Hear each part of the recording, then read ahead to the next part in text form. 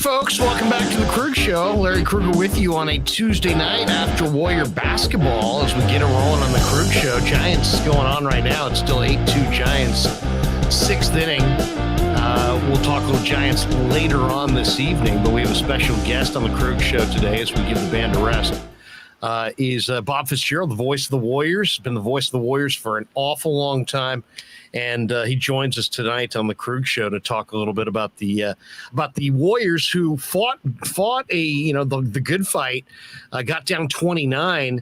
The reserves battled back. Fitz 119-109. Dallas gets a 10-point win, sets up Game 5 Thursday night back in San Francisco, Charles Barkley's favorite spot. And Bob, good to see you, man. And we've really enjoyed your calls this year with Kalena on NBC Sports Bay Area. I know you guys have been an award-winning tandem the last couple of years, but give us your perspective on not just tonight, but really this Warrior title run, because that's what it is.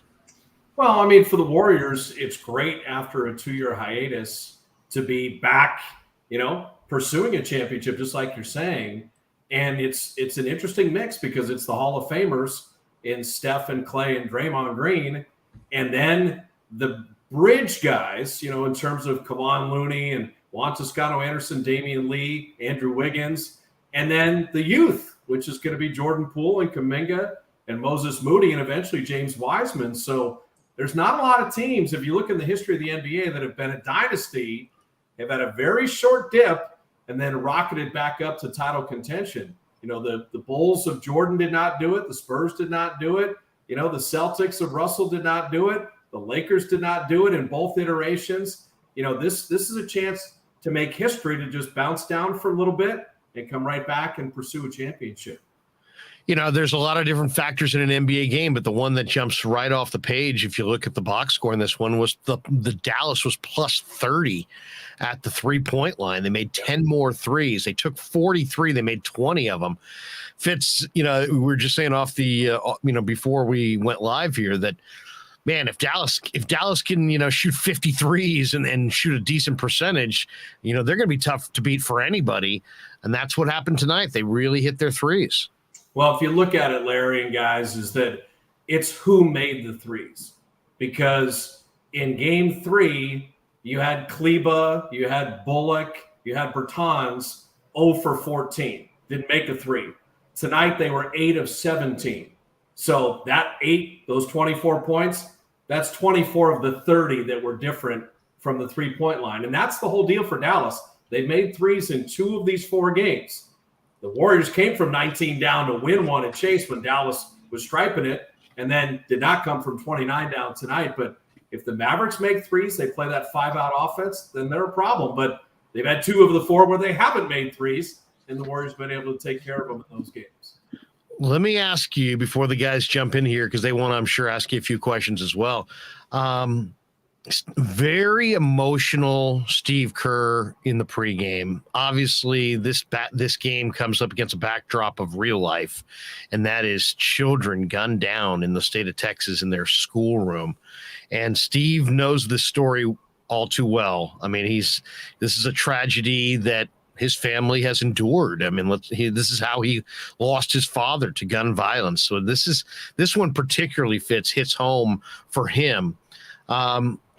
I guess the bigger question is, should this game tonight have been played? Should they have delayed it? What's your thought on it? Because it seems like you're a great person to ask. Why? Because you've been associated with the NBA for years.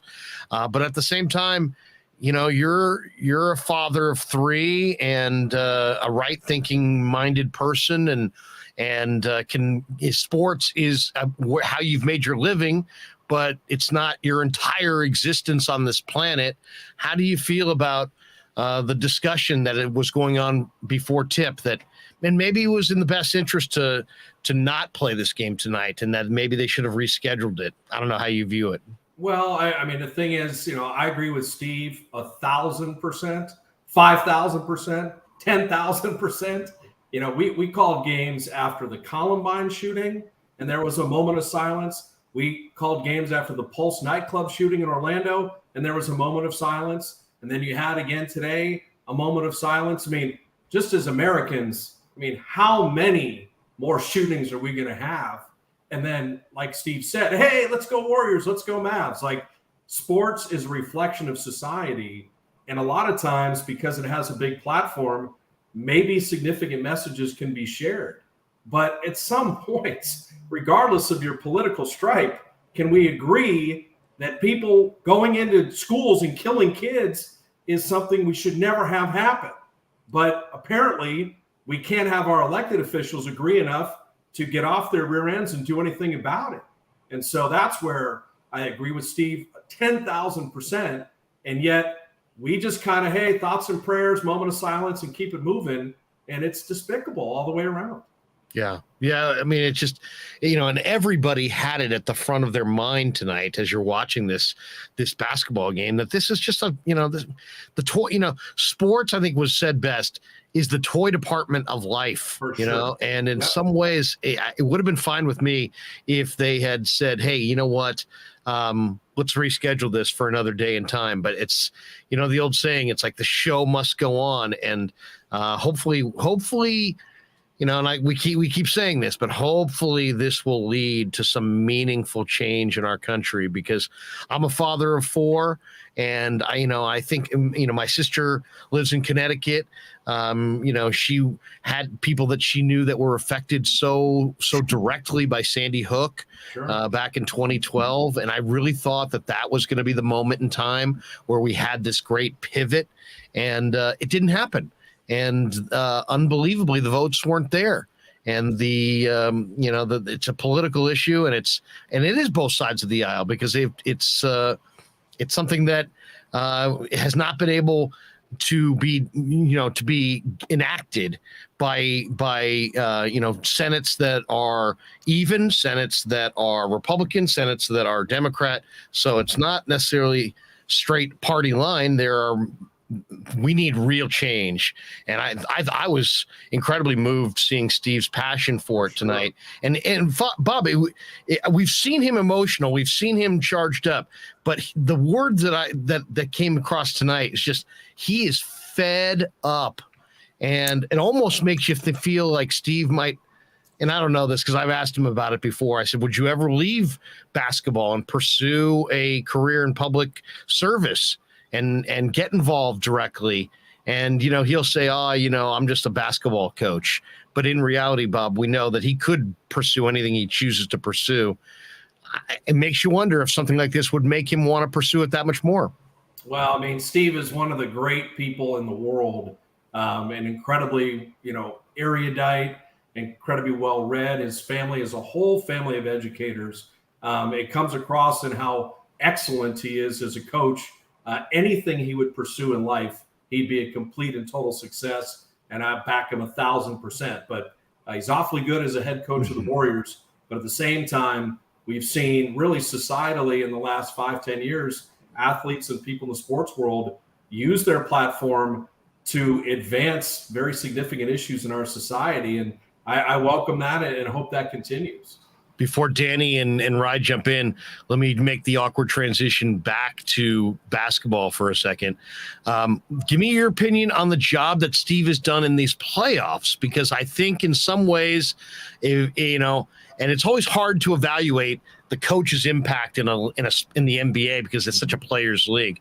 But in my opinion, Fitz, I think we've seen maybe the best of Steve Kerr in this run. I think there's been several moments, including the last game, where I thought he made exactly the right maneuvers at exactly the right times. I think we're seeing one of his better efforts. You've seen them all, and you've been up close and personal for all of these championship runs. How do you evaluate Steve in this year compared to past years? Well, I think the thing for Steve is that, he had all the Bulls experience with Phil Jackson. He had all the Spurs experience with Greg Popovich. He had the Olympic experience in Tokyo as one of Pop's assistants. There's no scenario he hasn't seen. Then he has an incredible coaching staff with Mike Brown and Kenny Atkinson and so many guys on that staff that bring ideas, and Steve is so open to people's ideas on offense and defense. And then you have Draymond Green, Steph Curry, Andre Iguodala, Klay Thompson, and there's really a group think that they work together on offense and defensive strategy and substitutions and personnel. And I'm fortunate enough to be included and be allowed to go to practice and watch the install of every series. So I knew how we were going to play Jokic and what we're trying to do. I watched what the idea was against Memphis. I knew how we're going to play Doncic and what we're trying to do there.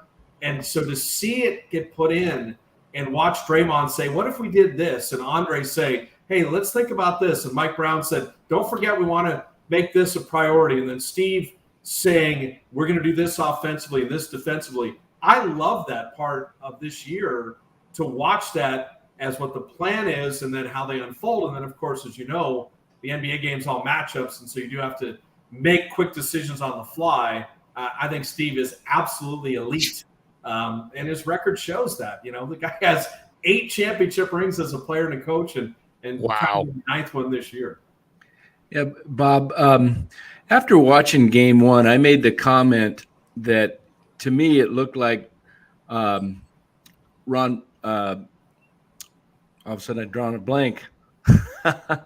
Oh, my goodness. Luka?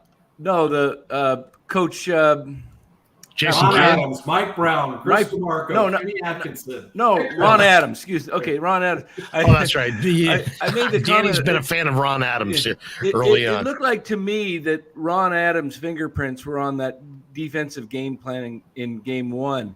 You watching practice, was Ron Adams involved in that whole scheme of trapping Luka and keeping players in front of him and just attacking him with Wiggins, and then Curry coming in and then shifting off and running over to I know he's a defensive guru. How much involvement has Ron Adams had in some of the game plans?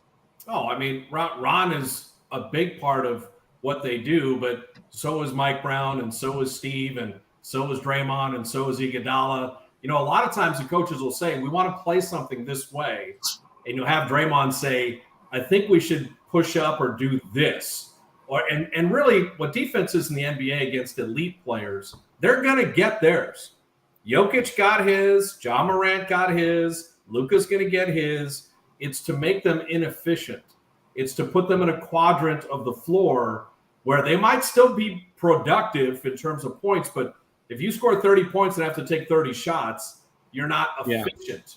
And so that's what the Warriors are trying to do against great players, is make them inefficient and put them in places where they're least likely to go. All these players have favorite spots and favorite pet moves, and so you're trying to get them into areas that they're the most uncomfortable.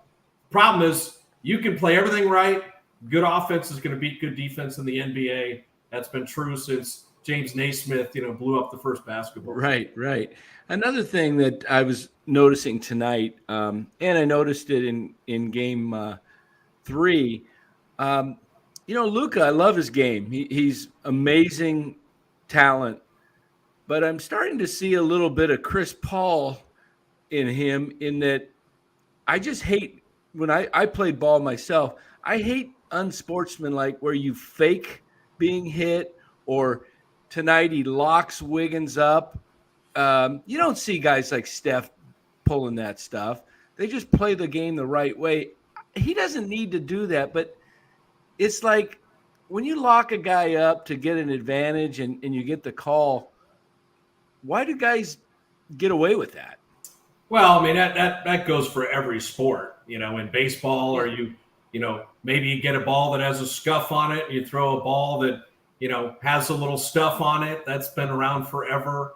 You're going to deke a runner with a fly ball, act like you're going to catch it, and see if he'll leave a base and things like that.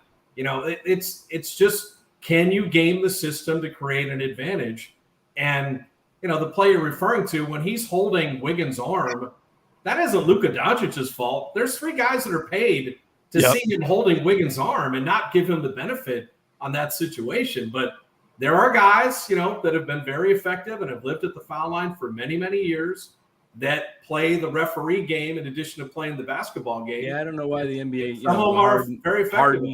I like to think that they the consequence of that, though, as you go deeper in the playoffs, is you get a guy like CP3, and he's constantly doing everything to gain a little bit of edge and working the refs the entire time. And I feel like, that has to take something out of your game after a while. If you're putting 15, 20% of your at max effort into all these little tiny things and not focusing on the game the way, Steph Curry or, all of our guys do, then I feel like it tends to, I don't know if it's basketball God's karma or whatnot. But Bob, I got a question for you. Why do you think that so many people nationally, and even some people here in the Bay, sort of were counting out this Warriors team, aside from the obvious health stuff?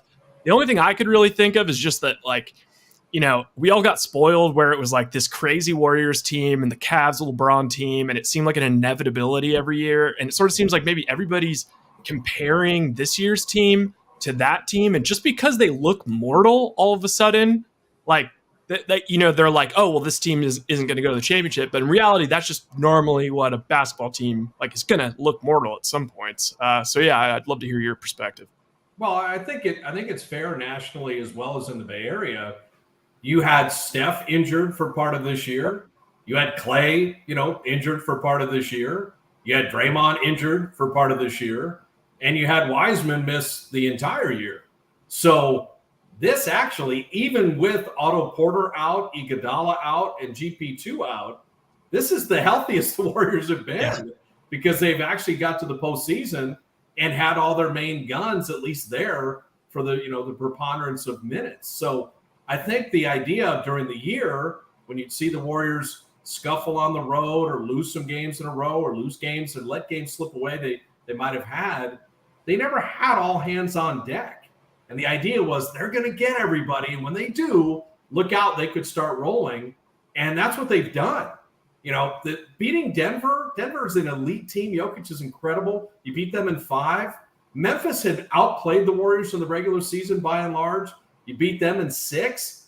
Dallas had won the season series against the Warriors and had played and locked up Steph maybe better than any other team. And you're up 3-1 with a chance maybe to end the series. So, I think this Warrior team has performed really well in the playoffs, but they're not the 73-win team or the Durant, Steph, Clay juggernaut. It's just a different iteration because you need Jordan Poole and you need Wiggins and you need Kevon Looney having double-figure scoring games. It's not normally something that he's been doing.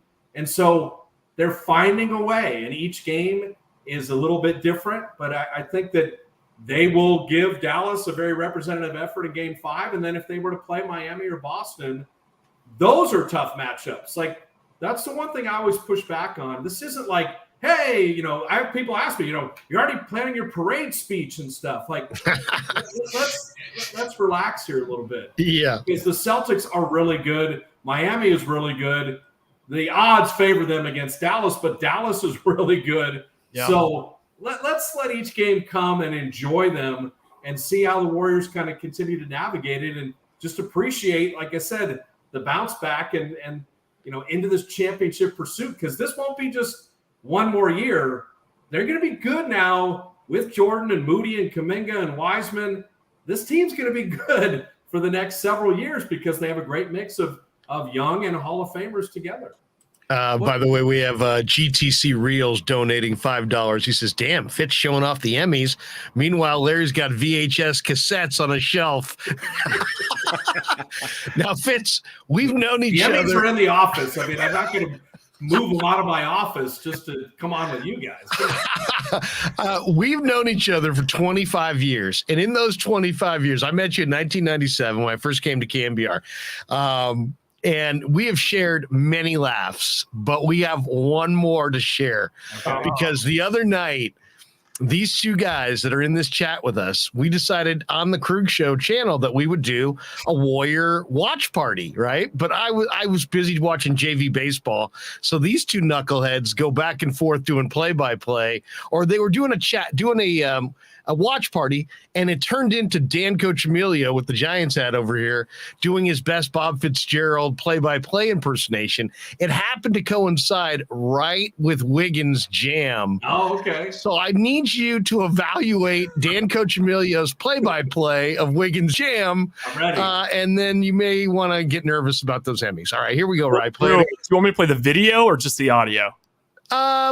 Play the video if you can. Let Fitz see the whole thing. Yeah, it'd be very enjoyable. Fitz, also, the reason why Dan was doing the play-by-play is because I was unfortunately streaming, using Hulu Live TV. So I was 30 seconds behind. So everything was happening, and it was so frustrating. So Dan just started giving me play-by-play of what was happening on live TV. But here's how it goes. Good in and out rebound. Draymond gives it over to Curry. Curry slows it down, crosses over the half-court line. He's going to drive to the hoop again. He kicks it out to Wiggins. Wiggins drives, goes in for a monster slam! Oh, no, they're calling an offensive foul. No way. Wait, I haven't seen the dunk yet, but that sounded sick. Oh, that's enough. You can cut it right there. Fitz, I think those Emmys are safe. But give us your professional opinion on Dan Cochimilio's play-by-play attempt. I don't think that someone at 9 or 10 years old with a cat in a burlap sack strangling them is the voice that you're shooting for in play-by-play. I think when you get to the shrieking and the voice cracking, that's when you might want to put that one back in the holster right there. I pulled a Dave Fleming there, yeah.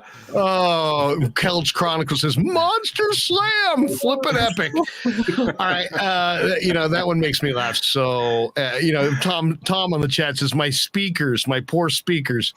No, what I like about that for Dan, though, is it was very, the white zone is for loading and unloading only, very straight line, boring as hell for 40 seconds. Right. And then just an immediate, I've just robbed a bank and I'm screaming at somebody in the getaway car. So that was good. It was a good adjustment. Oh man, that was I knew I had to throw that to you.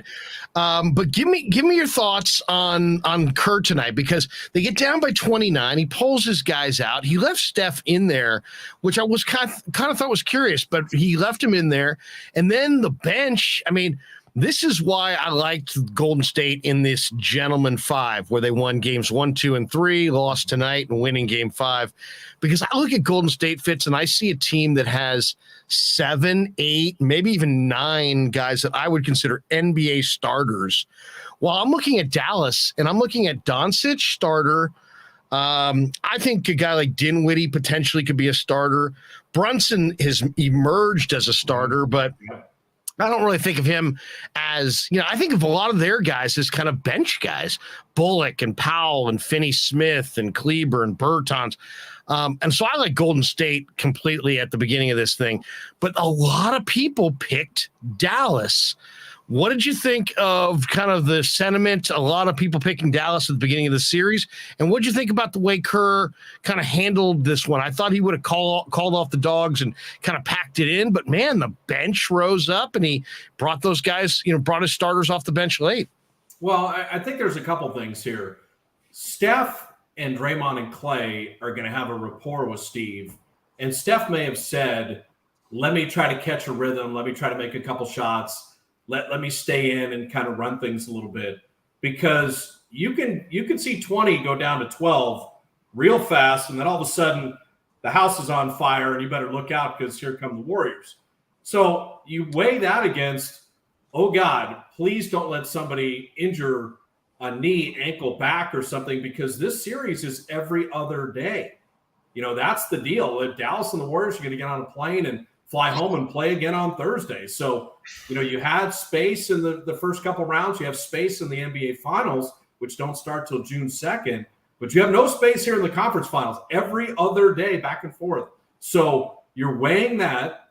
So when you pull the guys, it's ideal for Moody and Kuminga and Bjelica and Damian, because they can catch a rhythm, they can score, and they also can build up a little confidence. You don't think Moses Moody feels great after the threes that he hit, the defense he played, and Kuminga and his productivity, and Bielitsa taking some of the rust off a little bit. So the comeback got to the point where Dallas had to put in all their starters again to keep the Warriors at bay. That's a good thing because, again, there's only so much tread left on the tire for both these teams. So I think it's a feel-good finish for the Warriors. It's an impressive outing by Dallas, and it sets up a Game 5 that really the story is, tell me before the game how Bullock, Bertans, Kleba, and Finney-Smith are going to shoot from three-point land because they're going to get threes.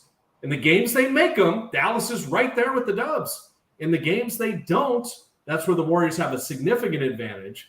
And coming into it, Larry, the reason why people felt good about Dallas, they got down 2-0 to Phoenix, come back and win a Game 7 on the road, and that was a 64-win Phoenix team that was absolutely fantastic during the year and just picked a really bad time to have an awful game in Game 7 in their building. So, Steve always talks about appropriate fear. Nobody's ever coming from 3-0 down. That hasn't happened in 143 situations. People have come from 3-1 down. Dallas comes and makes 25 threes or something crazy, Game 5. Now you're going back to Game 6 in Dallas and like, whoa, this can get away from you a little bit. So I think the Warriors' effort in the fourth quarter and the young guys playing as well as they did, getting Dallas to put their starters back in, that's a silver lining that you kind of take with you while crediting Dallas for a great performance and a well-deserved win. Couple last minutes with Fitz, and then we'll let him get on with his night. Why don't we each go one more, and then we'll let Fitz go. Danny, go ahead if you got one for Bob. I was wondering what the status is for Thursday night for Otto Porter, and if they advance, will Iguodala and GP2 be ready for the finals? Well, those are all kind of a little unknowable. I would think optimism on some of those things because the Warrior training staff is amazing, and I know the toughness of all of those guys. And so ideally, they're going to give you anything that they have in the tank. But, Jim Barnett taught me a long time ago, you can play with pain, but you can't play with injury. And so there's that, can you tape it or ice it or play with discomfort and still be productive versus you are legitimately injured and you cannot play. And an injured player only detracts from the team because you can't be out there if you're not at your best. And that's why you see GP2 and Otto and Andre trying to help school the young guys, help the coaching staff really still be a part of it because you need them and need their brain and need kind of their spirit, love to have their bodies. And so I think it's a little unknowable for Thursday. But I do like if the Warriors were to win Game 5, they don't play again for a whole nother week. And if you can get any kind of recovery there, all three of those guys are dying to contribute in any way that they can. Ryan, you got one more for Fitz? Yeah, sure. I wanted to get your thoughts on Kuminga and Moody. I think, everybody got really excited about Kuminga because obviously he's such a freak athlete. And he's super exciting. He gives them a different element they haven't had in the past. But it just seems like even get that Game 1 when we completely blew him out and we had all the, it was garbage time. And I was really watching. And Moody was kind of the only one out there playing basketball still. Like he was still passing up shots. I think he hit 1 3. Kuminga, every time he caught the ball, was just trying to score it. Do you think, it looks to me like Moody is the guy who can get minutes in the finals. Do you think that we're going to see Kuminga at all in the finals? That's all going to be matchup driven because if you look at, is Kuminga going to guard Jason Tatum? Now, physically, you're going to run multiple bodies and you have 6 fouls from a bunch of different guys. So Kuminga physically may be in that mix. Do you have to threaten the rim and maybe lob finishes? Kuminga can do that for you. Are we playing Miami and you're stretching the floor and you need more three-point shooting? Maybe Moses is in there for some of that. And if it's Jimmy Butler, maybe it's Moody in addition to Wiggins and Andre and others in those situations. The thing I take from both of them, though, it's the same thing with Wiseman. The same thing with Poole, really, a couple years ago.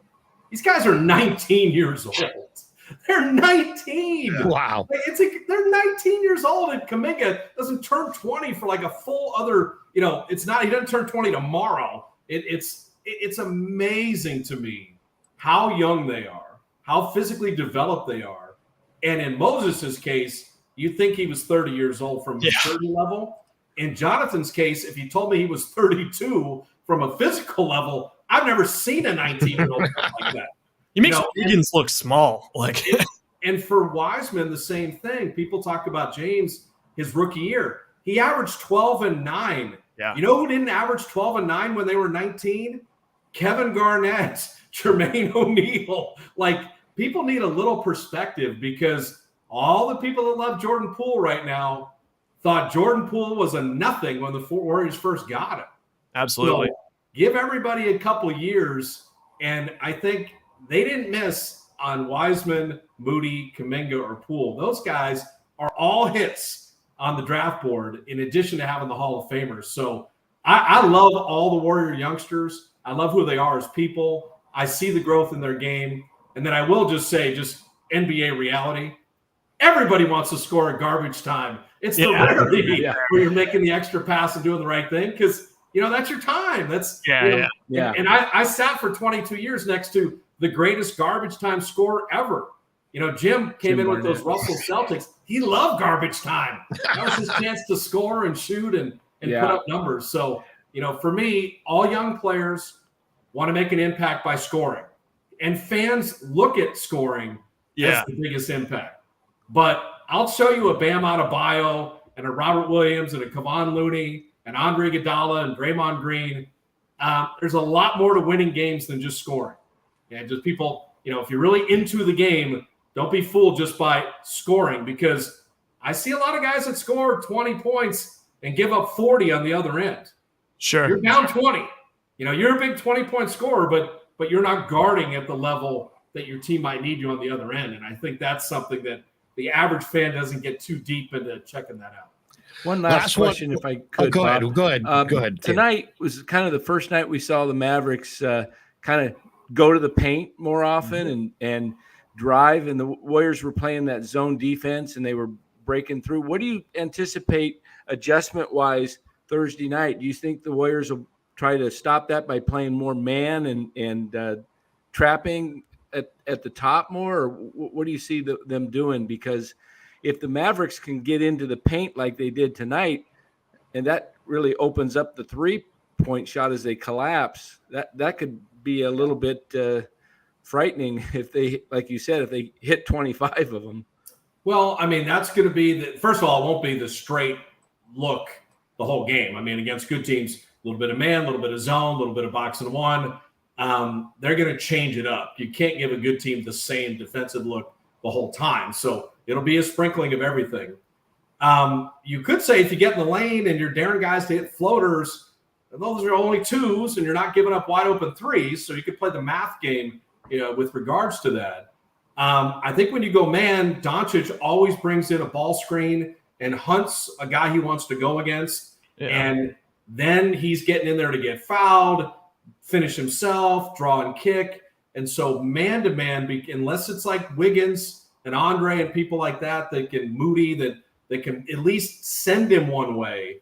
But that's why Dallas is so good, because is it Doncic going for 40 and shutting everybody else down, or is it Doncic getting nearly a triple-double, and then you're Bullock and Kleba and Bertans? These guys are all catch and shoot threes. They're not taking it and driving to the basket very often. And so that's something the Warriors will be like, if you can hedge enough and do enough that Doncic gives it up, but then close out to shooters, make those threes more difficult, we'll see. But like I said, Dallas is going to get those threes. They're going to shoot a ton of them. 2 of the 4 games, they haven't really made threes at any kind of rate. 2 of the 4 games, one of them was that 19-point Warrior comeback. 2 of the 4 games, Dallas has killed it from the three-point line, which gets you a little scared about Game 5. But I will say one thing. The Warriors have not had a monster three-point game. They haven't had Clay with 7 and Steph with 8 and Jordan with 6 and Wiggins with 5 and just had Chase Center levitating because the Warriors are hitting a bunch of threes.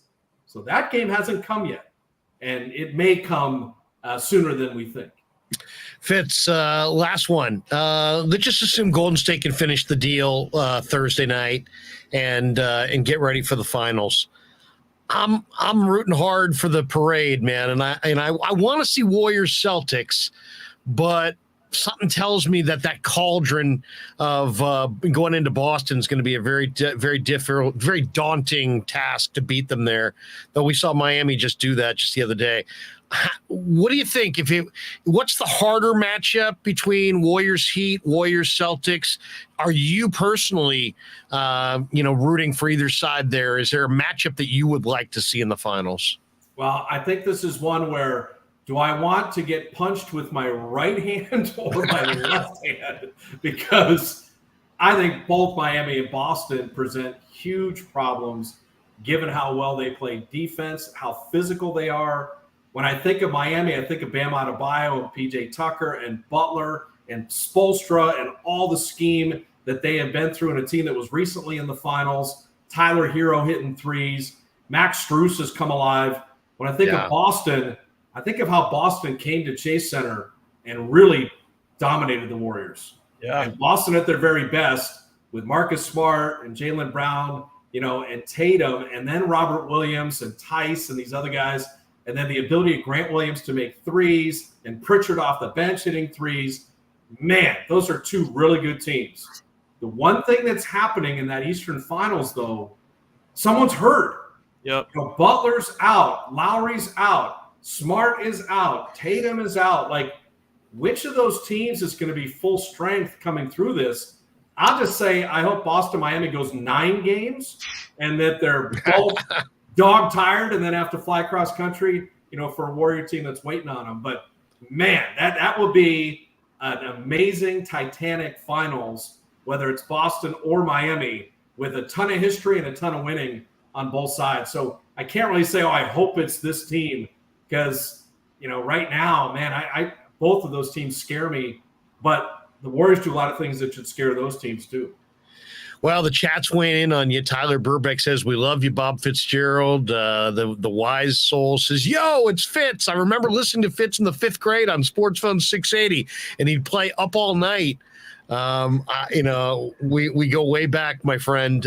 You deserve those awards off your left shoulder. We appreciate your time greatly. As he said, we're big fans and we love you, brother. So thanks for stopping by the Krueg Show. You're always welcome. Your perspective is golden. That's what I miss, actually, is when you guys cut off. And now, it's like I've been listening to you now, kind of verbalize my feelings throughout the season. And then you're just cut off when we get to almost the finish line. And I know Warrior fans, many of them are like me going, I need me my Bob. I need me my Kalena. I need to get some breakdown. So thank you very much, Fitz, for coming on the show. And we wish you nothing but success and health going forward. Thanks again. Well, I tell you that the two scary things just happened. When you said we met in 1997 at KBR, I had already been at KBR since 1991. Right. That's frightening how long ago that was. Yes. And then secondly, the fact that someone was listening to me in 5th grade and is now like a fully formed adult with their own kids. That just means, 28 years at KBR and 29 with the Warriors. I've been doing this a long time. So and I will say, 17 of the first 18 years, the Warriors made the playoffs one time. That was We Believe. So to think that they're going for potentially a 4th championship and a 6th trip to the finals, man, people said, well, did you ever think it was going to happen? Not at this level. Right, right. Did I ever think the wheel would come around? Yes, I did. And I'm so happy that I'm still on board while the wheel has come around and get a chance to share it, because at the end of it, and I'll just leave you guys with this. They talk about Chase Center and Oracle and this, and this. It's Dub Nation. It's the fans that are in that building that have made it so incredible. And so have they made memories? The first memory of that building is Clay's comeback. But these playoff games, these are the same fans. We've had 2 football teams and 2 baseball teams.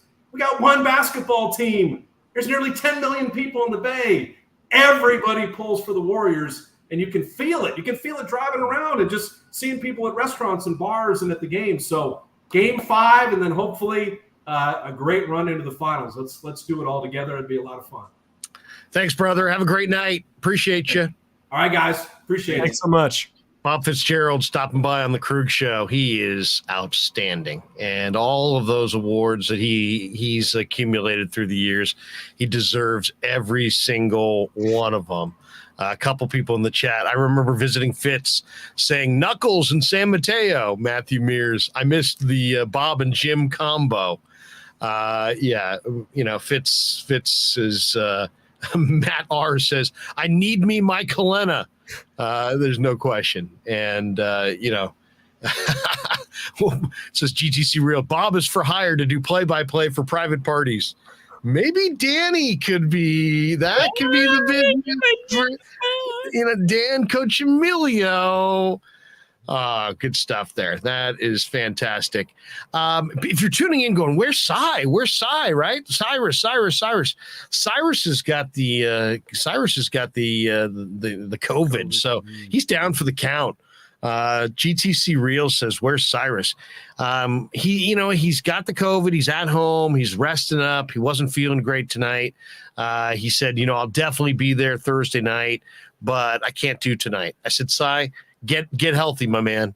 We got it without you. So, what can I say? I'm going to turn my monitor here a little bit so I can see what's going on in the Giants game. I see the Mets are rallying. Yeah, guys, you know what? I'm gonna try something. Okay, I'm gonna try putting the Giants game cast in the broadcast. I'm gonna see what happens. I think as long as I block off the ESPN portion, we should be fine. Yeah, so the Giants actually are looking like they're gonna come away with a win tonight potentially. They've got an 8-4 lead in the 8th, but the Mets are threatening. They've got 2 on with nobody out. Tyler Rogers on the hill against Mark, the Giant Killer himself, Canna, so hopefully he'll keep Canna in the yard. But the Giants got off to Jock Peterson went deep in this game, and the Giants have looked pretty good in this game. Nice little bounce back to see the offense get going, especially after what we've seen the last few days, guys. My goodness, the Giants have struggled mightily to score runs the last few days. So just watching them plate 8 in tonight's game is great to see. But now we have an error at third base, and now you got the bags loaded. All right. So we got tonight's game, 7 runs on home runs, 2 by Jock, 2 2-run homers by Jock tonight, and a 3-run shot by La Stella. So they've kind of got 7 of their 8 runs on home runs. Yeah. Yaz has got a double in this one. Gonzalez has a double. This was Logan Webb who started, and he went 5. He gave up 5 hits, 2 earned runs, struck out 6. Harleen Garcia pitched the 6th, a shutout inning. Leon, who's not been nearly as good this year as last year, gave up 2 runs in the 7th. And now Rogers is on in the 8th. And, excuse me, guys, he's yet to get anybody out. He's pitched, he's given up 3 hits, and you've got the bags loaded with nobody out for Dominic Smith in an 8-4 ball game. And so we'll keep you updated on that one. What were you going to try to do, Rye? You going to try to put the ESPN.com stream up there so we can see the pitch by pitch? I think I'm going to be able to do it too. All right. Nice. Boy, they didn't give an error on that play to Padlo, did they? It didn't. Oh, look at that. Now we got it in the screen. We can go pitch by pitch over here.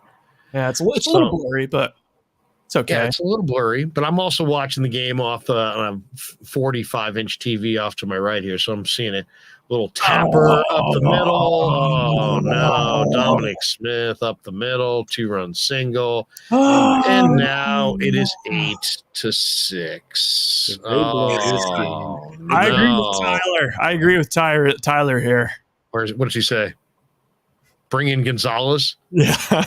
I don't know. Gonzalez might be on a pitch limit today after the last week. Oh, Jesus Christ. Come on. I don't know where you guys sit on Tyler Rogers. Tony D says Rogers is a gimmick. I just think when you don't have to throw 100. It's not always about how hard you throw. But we saw it with the Dodgers last year. If you're a hitter and you're going up against Tyler Rogers and you're committed to waiting and slapping something the other way, and you're disciplined in that approach, you can beat him the other way because you got all day and then some to wait on the pitch because he's throwing 74 miles an hour.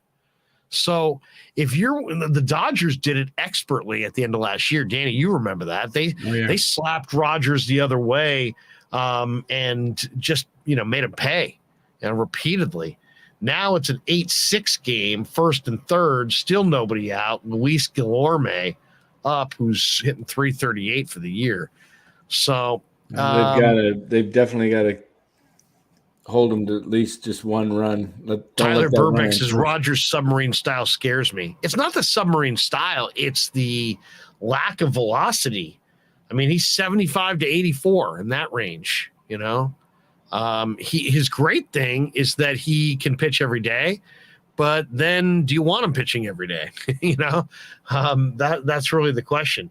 I wouldn't mind Rogers in my 7 or 8 man bullpen because he's a different look, but I don't know that I like him in the high leverage innings, in the 8th or 9th. That's how I feel about it.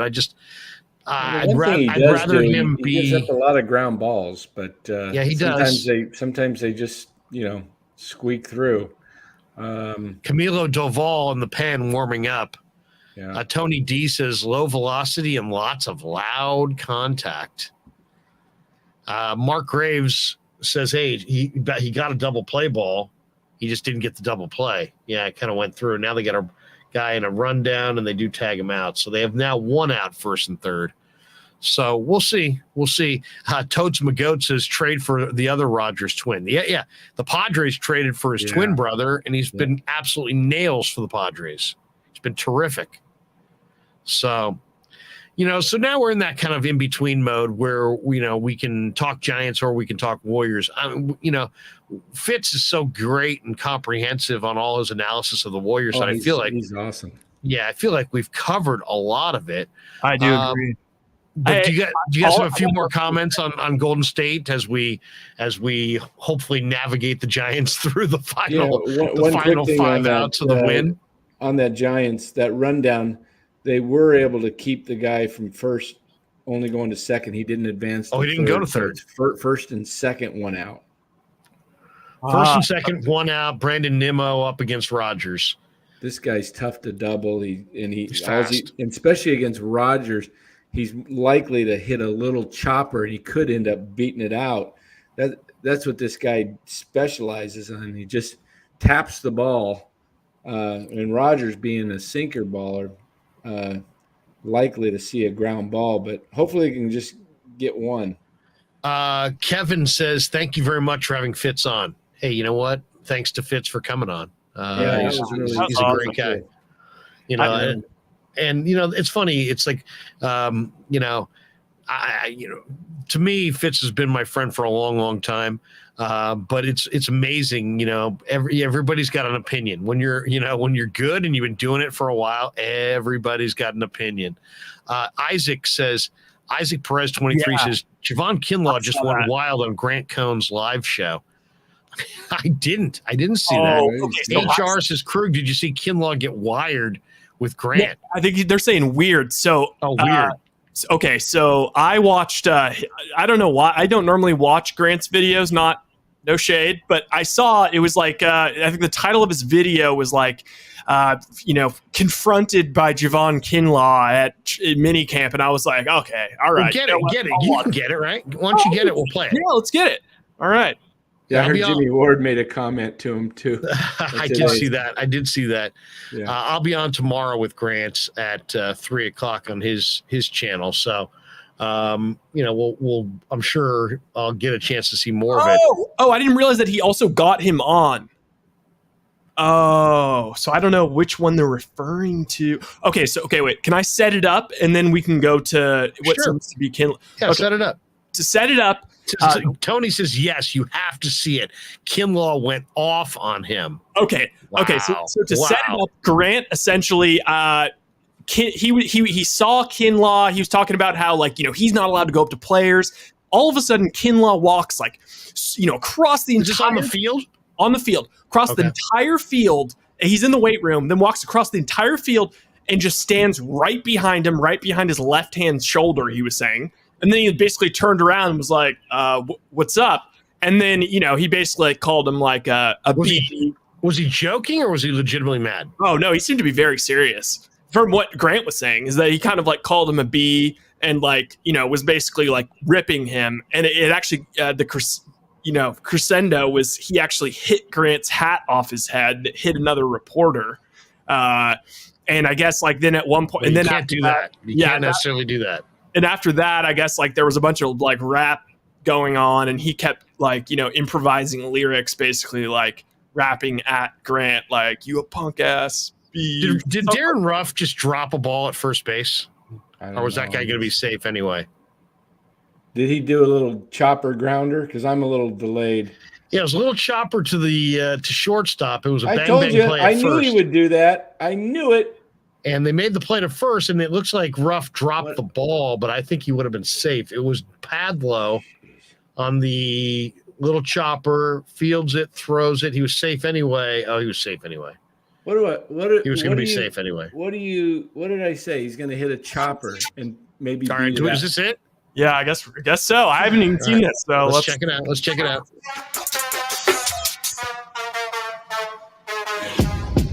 Stop talking about people on here like people don't got families, my nigga. Stop doing that shit, bro. What you get out of doing this? What satisfaction do you get out of this? Is he chewing sunflower seeds? Can I ask you a question? Answer my question. What satisfaction do I get out of analyzing the 49ers? A lot.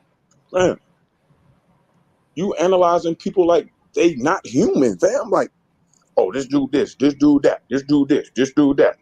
Man, I understand that's your job, but like, bro, you got to go about this thing a different type of way, bro. Hold on.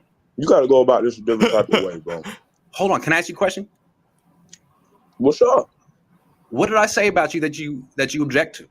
Man, all this shit you talking, all this back and forth, all this bickering, all this, I was in the training room today. Fam, the training room is nowhere near the field. Man, I looked at you, you looked at me, you pulled your shades up, came walking over a little bit, not walking to me, you walked up a little bit. Look at Grant's face, he can't help but smile. I walked over, I approached you, put my chest on you, on your side, you turned towards me, and that was the rest of the story, fam. Hold on, though. Stop making it seem like I came about you at a cowardly way. I came at you man to man, brother. Put some respect on my name, bro. You don't know me. You don't know where I'm from, bro. Put some respect on my name, brother. I'm a man just like you. My nuts is bigger than yours, brother. I asked you what I said about you. My balls is bigger than yours, brother. Put some respect on my name. All right, Javon. Put some respect on my name, brother. Stop talking about me like I'm an animal or something, brother. What did I say about you? Don't worry. Don't worry about none of that. Don't worry about none of that. You already know. Javon, if you're gonna come on my channel, you want to try to bring me hardcore facts, bro. Javon, you're gonna come on my channel and tell me what to say and what not to say. You should have some. You should have some posts. What did I say about bro? Nobody fucks with that. Nobody fucks with you. You don't even understand that. Nobody fucks with you, brother. You need to go find a new job. Nobody fucks with you. What does that mean? What you mean? What it mean? Nobody fucks with you.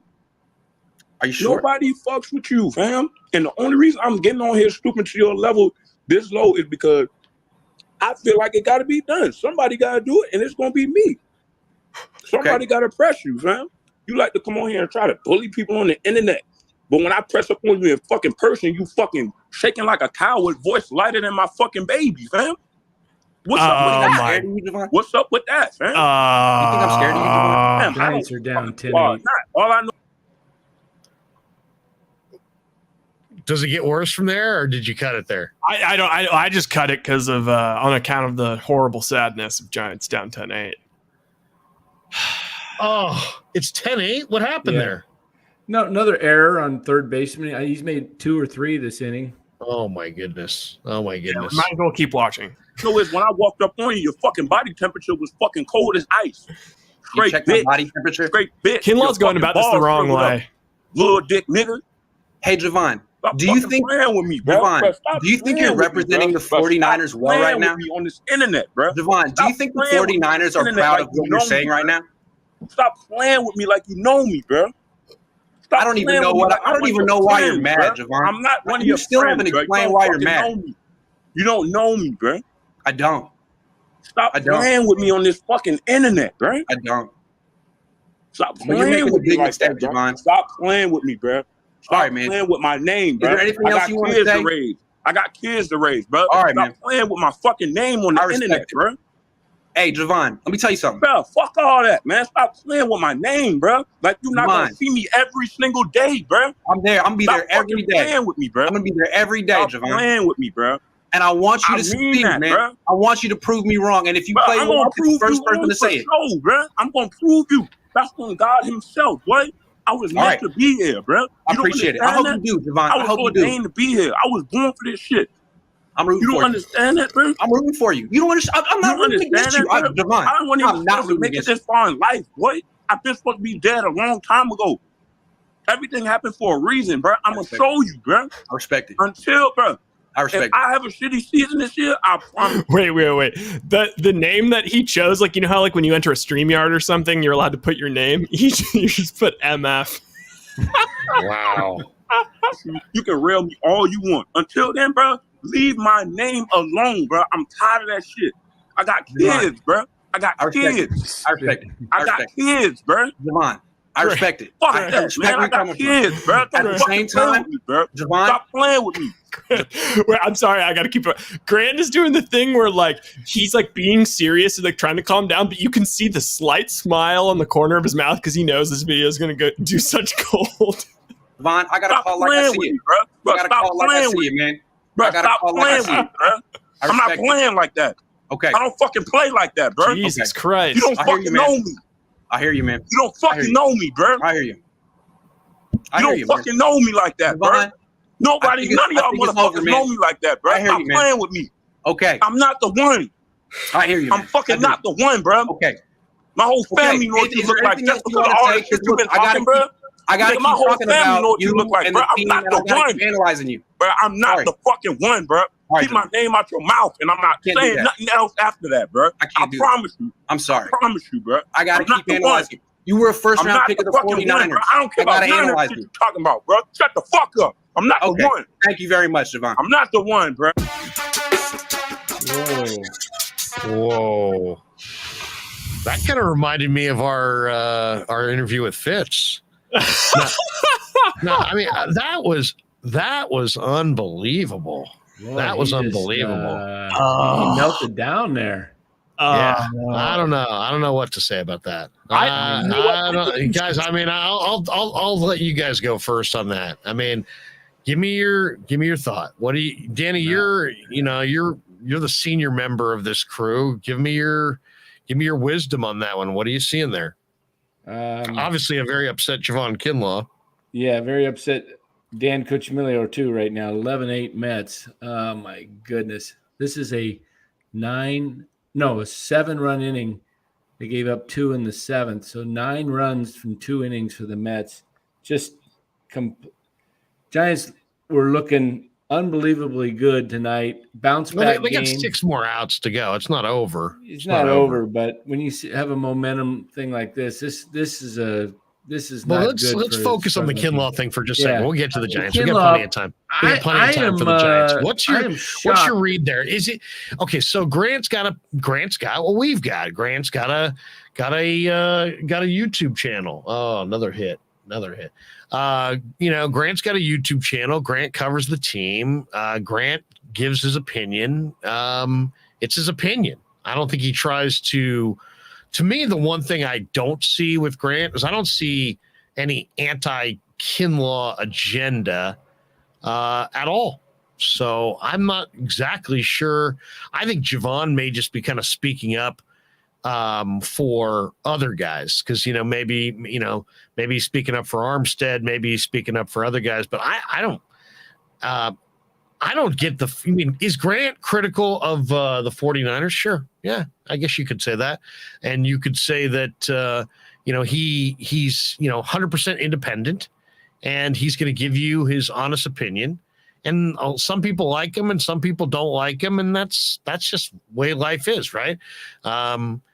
but he's given his opinion. I don't know. I don't agree with a lot of Grant's opinions, but I don't see any maliciousness or hear any maliciousness in any of his. What is Grant bringing to the table that other people aren't bringing to the table? I think there's some angst. Another hit for the Mets. The Giants just can't get out of their own way. He's critical of the 49ers, and there's some angst to some of his presentation, which I think resonates greatly with the fans because they have similar angst sometimes about a number of things in Niner land. So, that's what I see. But I don't see – with Grant, I see a guy who's stays professional. His questions, I think, always are fair. Then I wouldn't necessarily always ask them when he asked them, but so what? That's just a difference of an opinion of the time and place for some of the questions. But I've never gotten the sense, and I've talked to Grant on the air, off the air, with people around, with nobody around. I've never gotten the sense that he has any personal vendetta against it's not like he's wagering huge dollars on these games and he's mad because they lost. He's not like that guy. He's not, he doesn't try to be like, hey, I know more than you about the team. He's giving his opinion. He doesn't camouflage his opinion like some people do in, trying to like give you a bunch of, facts and then try to play it off as that's their opinion. To me, he's fairly well researched. There's times I agree with him. We've been doing this thing every Wednesday for a couple months, and there's times I agree with him, and there's times I disagree with him. And if I disagree with him, I tell him. And we've had some great conversations. I think the thing PTC Reels does say, listen to his breakdown of Brock Purdy. He gets a little reckless with the mouth, Larry, to be fair. Okay. Bomber T says Grant has said some malicious stuff. I'd love to hear it. 49er Breakdown says Kinlaw sees Grant as a cyber bully. He's an opinionated guy. If his opinions were all pro Niners, would Javon feel that way? So are you allowed to have pro Niner opinions? You're just not allowed to have critical Niner opinions. But I mean, that's one thing, evaluate where Grant is and what he's doing. But that wasn't that. I think that was not what the 49ers want, right? I think was the Niners bad look on. I will push that's back not a little good bit for the 49ers. That I'll tell you what though, that's great for Grant. Let's all be real here. That's pretty awesome for Grant. That reminds me of the Jim Rome. That almost reminds me of the Jim Rome Everett interview. Jim Everett deal. Oh my God. Yeah, I mean, wild. Really, what you have here is, I understand Kinlaw being upset with because he's coming off of an injury and he's top draft pick and he's high expectations and he hasn't showed anything yet on the field and he's ready to go out. But you got to let your play do the talking and not he hasn't earned any of that yet. Well, it's not even about earned. I mean, I don't care if he's the best defensive tackle in pro football. He just absolutely detonated went off on this guy, and he got. Obviously, he feels like Grant has gotten personal with him, but he got way personal. Do you want to watch the original video? It's only 3 minutes. Sure, if you got it. Yeah. While you're queuing that up, I would just say this. I think John Lynch is going to be sitting down with Javon and having a talk on, how to present yourself as a professional. Because do you think he has to make a statement? Do you think Kinlaw's got to apologize publicly? Probably, yeah, I think he will have to. Yeah, I think he just was. I don't know. He almost acted like he'd been drinking or something. The way he was going off, it's like, man. Yeah, it's really unfortunate because it's it kind of started off okay, but then it just he lost the plot and he wasn't coming. he wasn't coming back with anything like he wasn't coming back with reasons or, any sound argument against what Grant was saying. He was just kind of angry, very angry. Tyler says 49ers love Kinlaw going against Grant. Maybe 49er players do. Yeah, not the management. There's no way the management wants to endorse that. It's not a good look. It's not a good look, but it's also just what I don't know. I'm not sure what to say about that. Honestly, it could be a national story tomorrow. I wouldn't be surprised. How could it not be? It's the NFL. Yeah. How could it not be? I mean, like you said. Go ahead. You got the original? Yeah, let's hear it. This really happened a couple of hours ago. I was standing watching practice. Practice was just beginning, and I was taking inventory of who was there and who wasn't, and I was looking at the field. I was looking at the training room, and just to see who wasn't practicing. And in the training room, I saw Javon Kinlaw, who is the king of the training room. He's usually in the training room, and I'm a cool 70 yards away. I see him walking out. I make a mental note. We make. Oh, so was he? I think Kinlaw may have taken umbrage with the fact that he said. Did he mean weight room instead of training room? Because when he says training room, maybe Kinlaw got triggered because he has so much speculation around his knee issue. Him calling him the king of the training room. Let's see. Back it up. Let's see it again. Because that was one thing he did bring up. He was like, I was not in the training room. The training room is not even anywhere close to this. So just beginning, and I was taking inventory of who was there and who wasn't, and I was looking at the field. I was looking at the training room, and just to see who wasn't practicing. And in the training room, I saw Javon Kinlaw, who is the king of the training room. He's usually in the training room, and I'm a cool 70 yards away. I see him walking out. I make a mental note. We make eye contact. He starts walking toward me, and I'm thinking, he might be walking over here to talk to me. He was. He walked all the way across. I'm not allowed to talk to the players. The players are allowed to talk to us if they want to. Kinlaw walks all the way across the field, walks behind me, and stands over my left shoulder, staring at me, behind me. So I turn and I say, "What's up, Mook Dog?" And he doesn't say anything. And I say, "Why are you looking at me like that, Javon?" And he said, "What are you going to do about it, you bitch ass?" And then he said one more word that I can't say. And then I turned to face him and said, "Oh, it's like that." And he said, "Yeah, it's like that." And then he knocked the hat off my head just like that. I haven't had someone knock the hat off my head since I was in elementary school. My hat flew through the air and hit Josh Dubow of Associated Press in the head. He might have a concussion. I don't know. It was very upsetting, but he wasn't done. No, Javon Kinlaw stayed out there to watch practice, and a few minutes later, I walked from one side of the field to the other to get ready for team drills. As I walked across, I passed the defensive lineman where Javon Kinlaw was watching practice, and as I was approaching, he saw me, and he started rapping about me. There was a song, and he started putting in ad libs. He was like, "Boy, you a bitch," looking at me. "Boy, you a bitch. Sucker ass bitch. Boy, you a bitch." I thought that part was pretty funny. Javon Kinlaw called me a sucker ass bitch today. You can't say that. So to me, it was one of the better days of my life. Definitely one of the high points of my career. I'm honored that Javon Kinlaw thinks I'm a sucker ass bitch. I've worked so hard throughout my life to attain this status. Thank you, Javon. But I just don't understand why you're so mad. Javon, what are you upset about? Is it the fact that I said you have an 80-year-old knee? Is it the fact that I said that you're that might be it, and you're just a 2-down player? Is it the fact that I said that drafted you and they should have taken Tristan Wirfs instead? Is it the fact that I said that you're unprofessional and immature? It escapes me which of the 100 negative things I've said about Javon Kinlaw the last couple of years moved him to approach me in such a way. But you know what? I applaud Javon Kinlaw for coming to speak to me directly. And I ask you, what do you think Javon's mad about? He's Grant's becoming like the Jim Rome. Wow. Well, wow. He said he has an 80-year-old knee. He said one of the hundreds of things that he said back then. 80-year-old knee, 2-down player. Shouldn't have drafted him. Should have drafted Tristan Wirfs.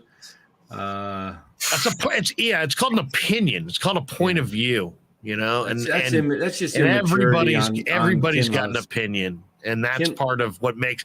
That's why the NFL is the NFL. Yeah. That's why so many people love it, is because everybody's got an opinion, and everybody watches it, and this. I don't know what to say, Javon. That. I have a feeling an apology may be coming. I think the real issue probably is the knocking the hat off the head, because that's you want to get verbal with somebody, all right, but yes, he might have a concussion. but I don't know. It's funny. GTC Reels says, where is GTC Reels there? Wait. Oh, here it is.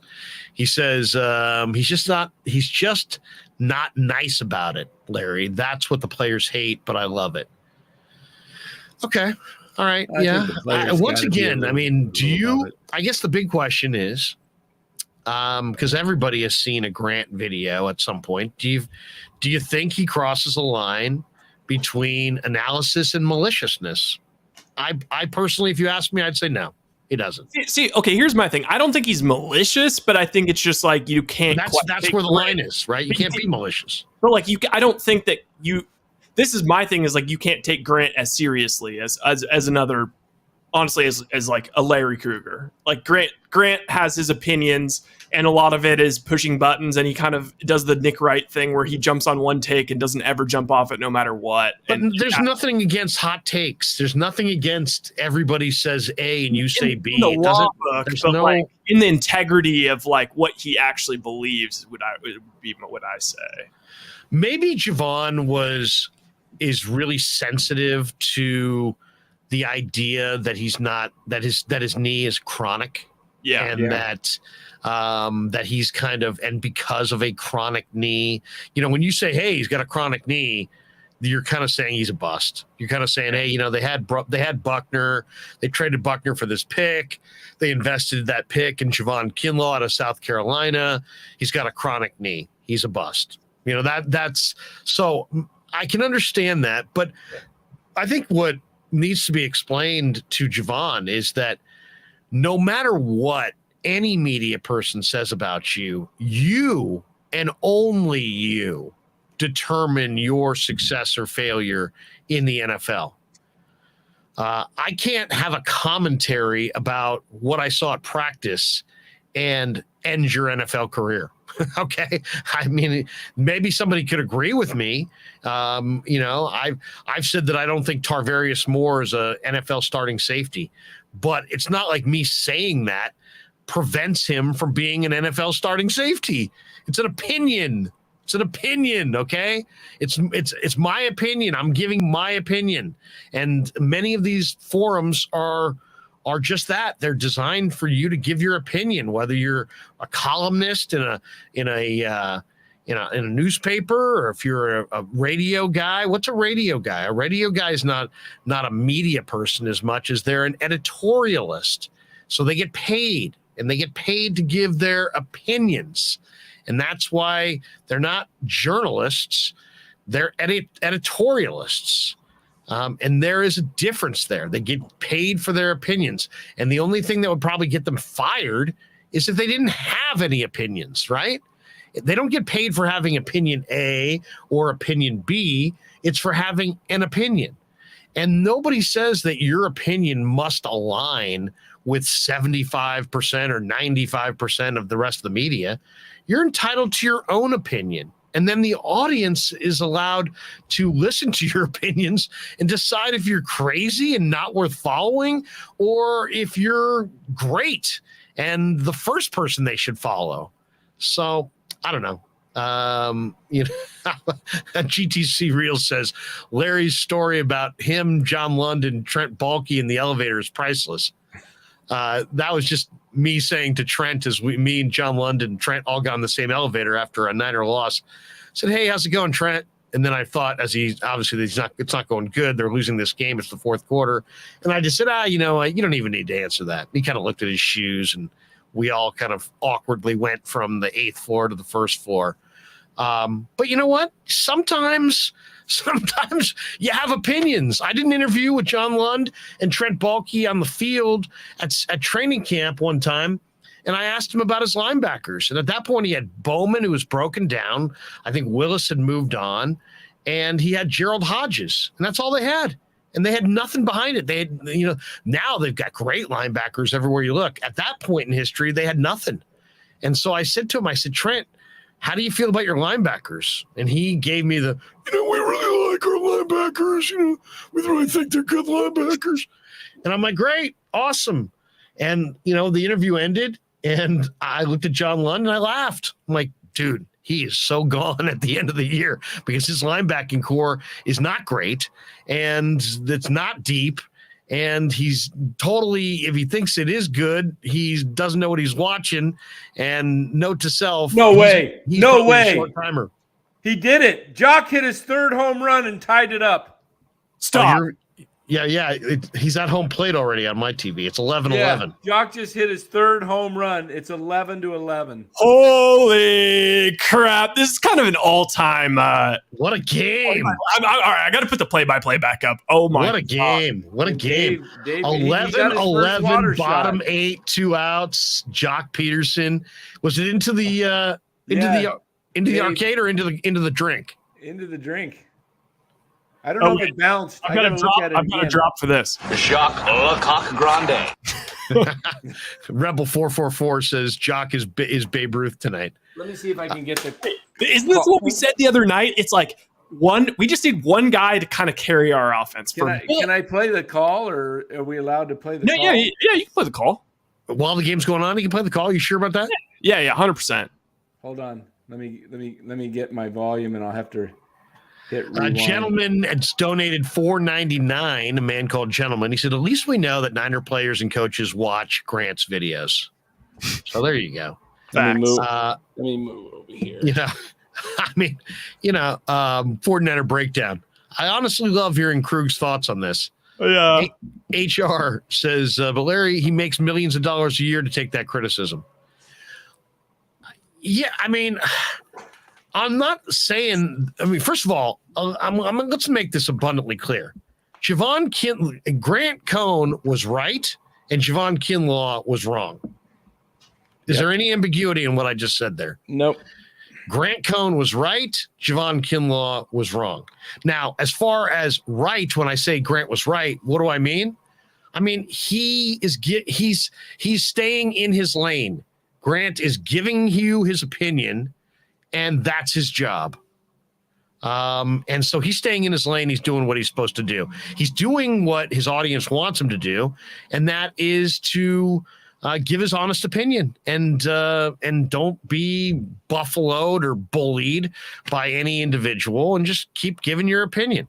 And I do the same thing. I don't quite get as salty maybe from time to time, but whatever. That's not.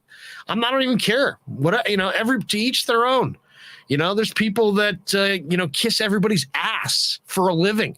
Seriously, I know people who are Niner media people who apply to be PR people for the Niners. So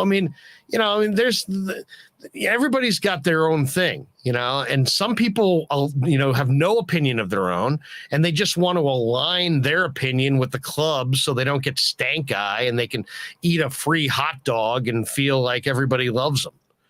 But then there's other people who are like, no, man, I'm telling you the truth, and I don't give a crap what anybody says, and this is the truth according to me. And you know what? You're entitled to that. And Kinlaw's entitled to not like it, but you can't put your hands on anybody, and you can't get that personal, and you can't get that threatening, and you can't actually make contact with anybody. And I think that's kind of the issue. And I think that's probably why Kinlaw will issue some form of an apology, or the 49ers will, in the next 24 hours. I'd be shocked. I'd be really shocked, especially if he knocked his hat off. There's professional and there's unprofessional. You can go up to Kyle Shanahan at the end of the Arizona game and said, that game plan I thought was heinous. What are you doing? But you can't go up to the podium and knock his Niner hat off his head. There's a difference there. You guys ready for the call? Can you You say can tell that him his balls you are bigger? You ready for the call? Yeah, my stuff's bigger than your stuff. I mean, come on, guys. I would hope so, honestly. Come on. All right, you guys ready for the Really? call? All right, let's hear it. Let's rip.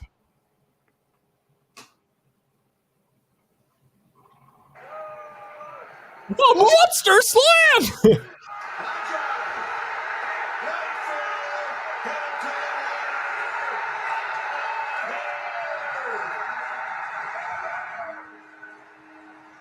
All right. It wasn't a Dan Coach Amelia, but it was strong. Yeah. Wow. Rod just got on base. That was a monster shot, a water shot. 3 home runs. Jock could be if they can pull this out, this could be, the spark, the guy that we were talking about last night that said they need a spark. Matthew Mears says Buckner was better than Kinlaw. Well, whatever. And that ain't Kinlaw's problem, right? That's not Kinlaw's fault. I agree with that, by the way. Buckner was better than Kinlaw, but so what? And nobody's saying that Kinlaw is not a hell of a talent. I've said it. He's a first and second down player who's incredibly strong. He's a modern day Ted Washington. He's a run defender solely. He's got a sack and a half in 18 NFL games. He's not a pass rusher. But so what? So what? That's I think he's Hey, Larry, according to him, he might have more than a sack and a half. yeah. But he's got 1.5 sacks in 18 career games, and he's really strong. And you have to double team him. You got to combo block him because he's that strong. And he'll split your combo block. And the great thing about Kinlaw is he's so damn strong that he keeps the guards off of your stacked backers. So he frees up, the Warners and the Greenlaws and the Al Shairs to run and to make plays. And that's how the Niner defense is built. It's built with a big emphasis on the D line and tons of speed at linebacker. Heck, this kid they just signed from after the draft, Alubi from San Diego State, Sagoon Alubi, runs 4.45. We're talking about a sub 4.5 linebacker. So the Niners prioritize speed at linebacker. Well, that's great, but usually those guys who run in the 4.5s you probably don't want those guys taking on guards. And that's why you need your big defensive tackle to take on to absorb bodies up front. And I think Kinlaw is almost ideally suited to do that. But, and I think he's in a lot of ways, this is the make it or break it kind of a year for Javon. Maybe he's feeling, what do you guys think there? I mean, do you think maybe he's just feeling a ton of pressure because it is somewhat of a make or break type year and he kind of knows it? He knows he's got to perform this year and he's got to stay healthy and he's got to deliver and he's not, they don't have DJ Jones. They need Javon to step in for DJ and be that force against the run. Do you think maybe he's pressing a little bit, feeling that pressure? Because they've had so many guys that despite the fact he was a first round pick, there hasn't been tons of pressure because even if he wasn't ready to go, here's Street, here's Givens, here's Hurst. They got a number of guys. But now they lost DJ Jones. They lost Kentavious Street. And they're not quite as strong. And now Kinlaw is the 2-gapper on that D line. And he's gotta walk the walk,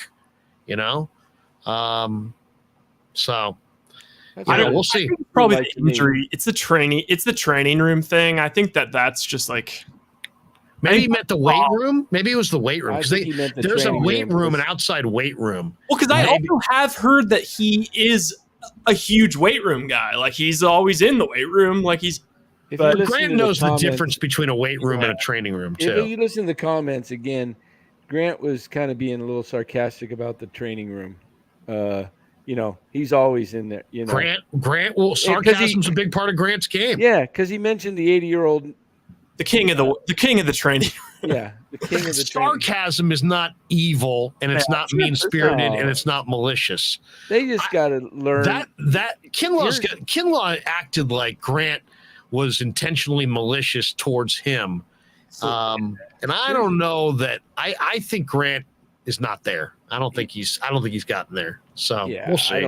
I don't see that. And I think with the Niners PR team, the management, they're going to have sit down with the whole team probably and say, hey, look, when it comes to Grant, if you don't, you're better off just not speaking to him at all if you have upset feelings toward him or whatever, but we can't respond this way.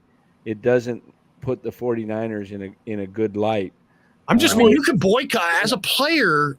There's nothing that states that the players all have to talk. Sometimes the player, I've gone up to players before and said, hey man, you got a minute? And they said, hey man, I don't. Whoa. Yes. Bases loaded.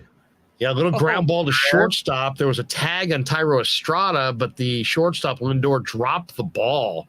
So now the Giants have the bags loaded, bottom 8, 2 outs in the inning. They're facing Rodriguez on the hill.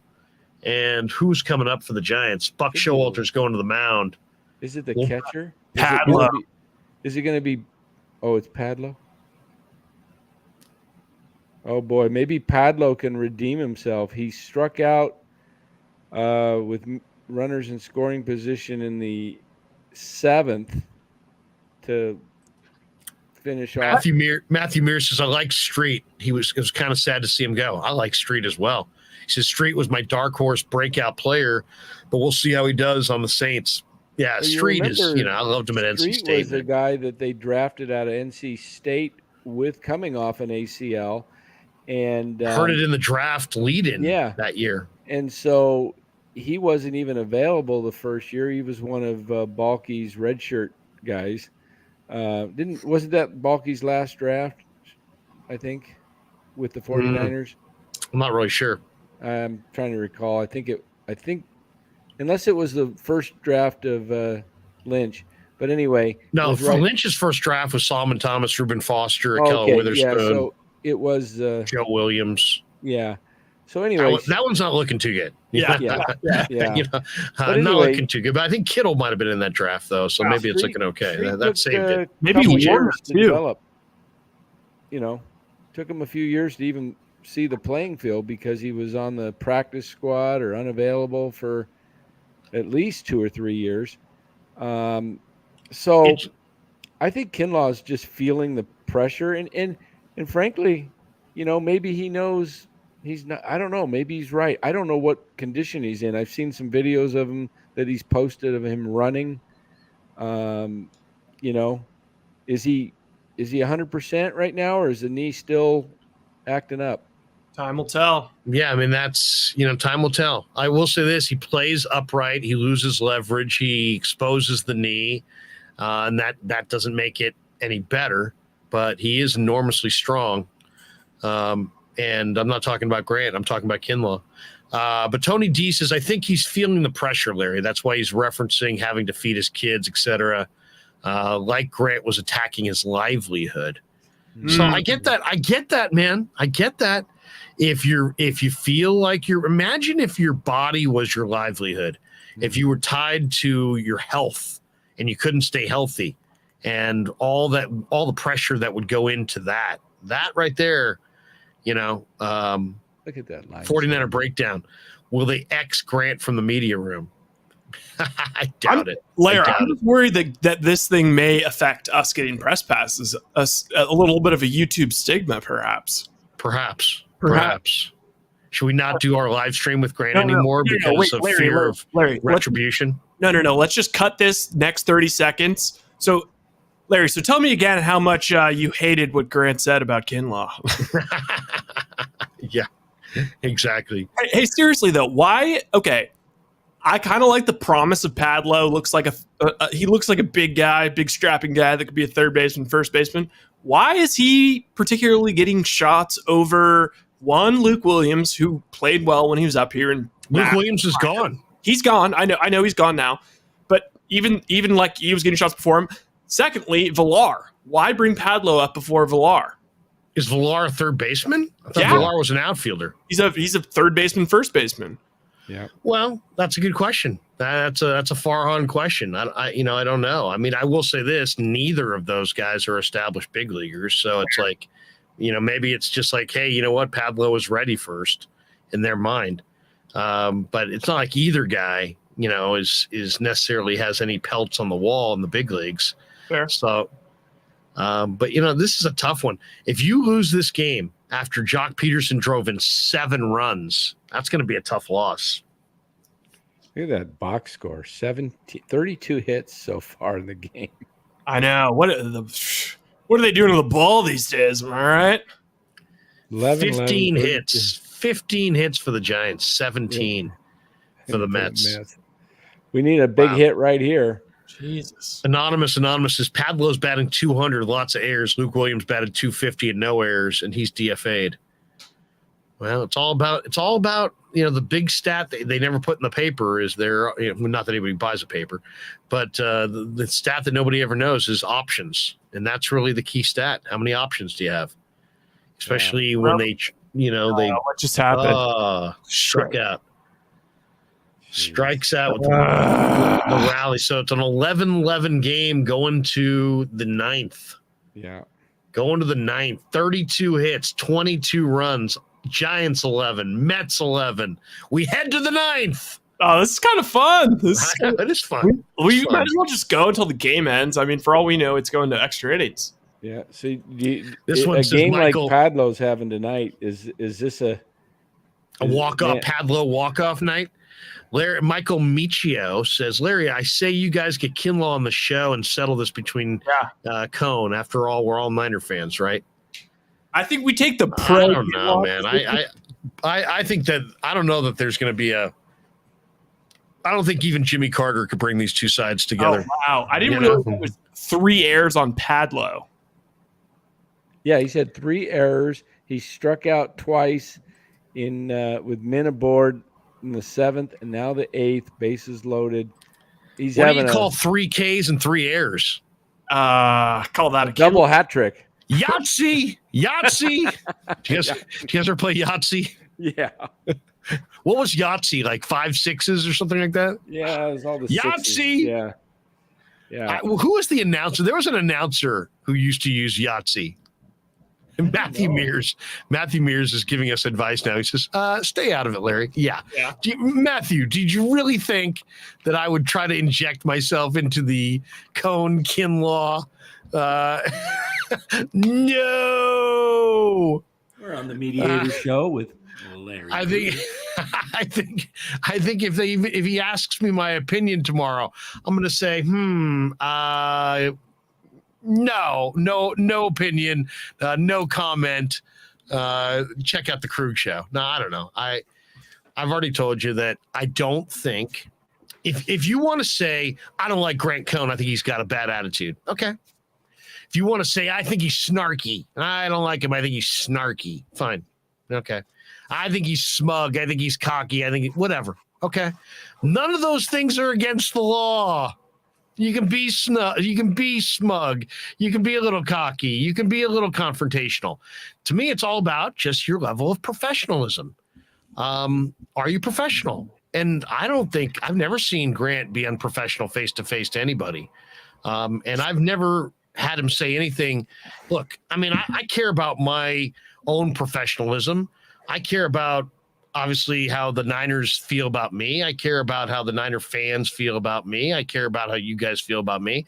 If I was on that live stream with Grant and he said something that I thought was so over the top that I thought I was stained by it, I would tell him right then and there, hey, bro, I think you maybe overstepped your bounds. I think maybe you ought to walk that one back, or hey, you got to go it alone on this one. You know what I mean? So I would push back if I really felt like there was something that needed to be pushed back on. But I don't get that from Grant. I get a guy who loves the Niners, loves what he's doing, loves the audience, loves to analyze it. Stay in the yard, stay in the yard, stay in the yard, stay in the yard, stay in the yard. No, yes, it stayed in the yard, but it's a double, it's a triple. Oh, my goodness. Oh, jeez. Dom Smith, leadoff triple off Brebbia to start the 9th. Oh, my Lee Ving says, Lee Ving, I like that, Lee Ving. Lee Ving says, Larry, looking for the rub. I'm not sure exactly what that means. I like the way it sounded, though. What's the rub? Like, is that that's what you put on your when you're barbecuing and you're getting the ribs ready? I get the rub. Now, my rib rub consists of paprika, salt, pepper, garlic, a little bit of garlic powder, brown sugar. That's the Krueg. That's the Krueg Show official rub for the ribs. What do you think? Brown sugar, salt, pepper, paprika, maybe a little garlic salt or a little garlic powder, maybe just a little bit, pinch of both. But you gotta have the brown sugar. You gotta have the brown sugar. Do you guys do ribs often? Oh yeah. Pork. Look at Danny. Oh hell yeah. Are you I had kidding it me? the other night. Pork ribs or beef ribs? Pork. Yeah, I'm pork ribs over beef ribs. Danny? Both. I can't decide, man. If I got a choice, I'll order half of each. Really? Yeah. Wait a second. Carlo P. Got Krueg rub successful night. Oh, there we go. Yeah, there you go. This is, man, Gonzalez just missed that. Factual Toilet says we use store-bought rub around here, Larry. Well, you know what? Teach their own. I'm not going to judge you. But I do think a little garlic's nice. But you got to have that. You got to have that brown sugar. Though I'll say this, I don't like it. Like when people do too much brown sugar. I don't know. That's a little. I like a little sweetness, but just a little sweetness. I don't want it to be too sweet. You know what I mean? Kevin Fontana, can we get a Krueg cooking show? I am getting very hungry now just talking about ribs. Held him there. Those are honestly, like, nowadays, like if you're like a comedian or something, it's like that's established. You could get like Netflix. You just pitch them a show like, hey, what do you think about me going around and just eating food and you filming me? Like, exactly. Those shows are just popping up everywhere. Oh, they're the best. Hey, and by the way, when you watch Guy Fieri and he's doing diners, drive-ins, and dives, name me the one show where he tastes it and goes, "This is ass." No, there's like code words that like This is just this right here is set cooking back 25 freaking years. You know, he never says that. He never's like, oh, you know what? This sucks. This absolutely sucks. I'll tell you one thing that I volunteered to do one time. I will never do this again. And I won't say exactly because I got in trouble because I complained about this on the radio. I did a contest. Oh, come on, throw him out. No, he's in. Damn. 12-11. 12-11. 12-11 Mets on the sack fly to left. Ugh. Dang. Yeah, 49er breakdown. Krueg and Kinlaw on the BBQ. No, I did a barbecue judging contest. Have you guys ever done that? No, not a judging contest. Barbecue judging contest, and it wasn't like, it was like a major contest. It was in a particular Bay Area city, and they said, hey, would you be willing to judge the contest? And there was like some little payment to go out there, and I'm like, yeah, what the hell, I'll do it. So I went out there and I realized I'm gotta eat like just a bite of each, because it's like 16 chicken breasts, 16 ribs, 16. I mean, it was a ton, right? 48. Now think about it. Bites of. Think about it. When you make a recipe of anything, everybody has their own seasoning. Some people like this, some people like that, a little this, a little that. So they don't tell you what's in it to make it taste good. They're just trying to make it taste good. So you have literally 16 different recipes for barbecue, and people season the hell out of barbecue, right? They got a medley of spices. Well, each spice will make you feel, a little different. And when you it's one thing when you have barbecue and it's like it's got a bunch of spices in it. Now take all those spices. Let's say what would you see is the total over under a number of spices in a barbecued piece of chicken? What would you guess? How many different spices do you think the average barbecuer would use? I'll throw a 7. Is that Yeah, too much? seven or eight, right? 7 or 8 makes sense. A little salt, one- little pepper. In In one one barbecue recipe. If I said, Danny, put together barbecue ribs or barbecue chicken, and you were making your own barbecue, whatever, you'd probably put in, I don't know, 5 to 7 6, ingredients, right? Yeah, right. Now have 16 bites of different barbecue chicken, Oh my and then 16 bites of different pork ribs, and then 16 bites of different smoked sausage and that kind of thing, right? Yeah. Your stomach is looks like and obviously you're not eating, and there's a big difference between eating when you're hungry and eating to judge something. Yeah. Right? So you're supposed to take like one bite and like fill out this little card. So I did it. I filled out the card. And then, all of a sudden I'm just feeling like hell, just like hell. I mean, bloated. I'm feeling bloated. I'm feeling more full than I've ever felt in my entire life. I probably got about 75 different spices in me, right? And who knows how these things blend. And I sat there in my house, like let's say I did this thing on like a Saturday, like between like 10 a.m. and 1 p.m. I felt like hell until like Sunday at like 9 o'clock at night. I mean, just eating that many different homemade barbecue recipes. I'm sure there were some that were like ghost pepper and habanero, and there was something in there.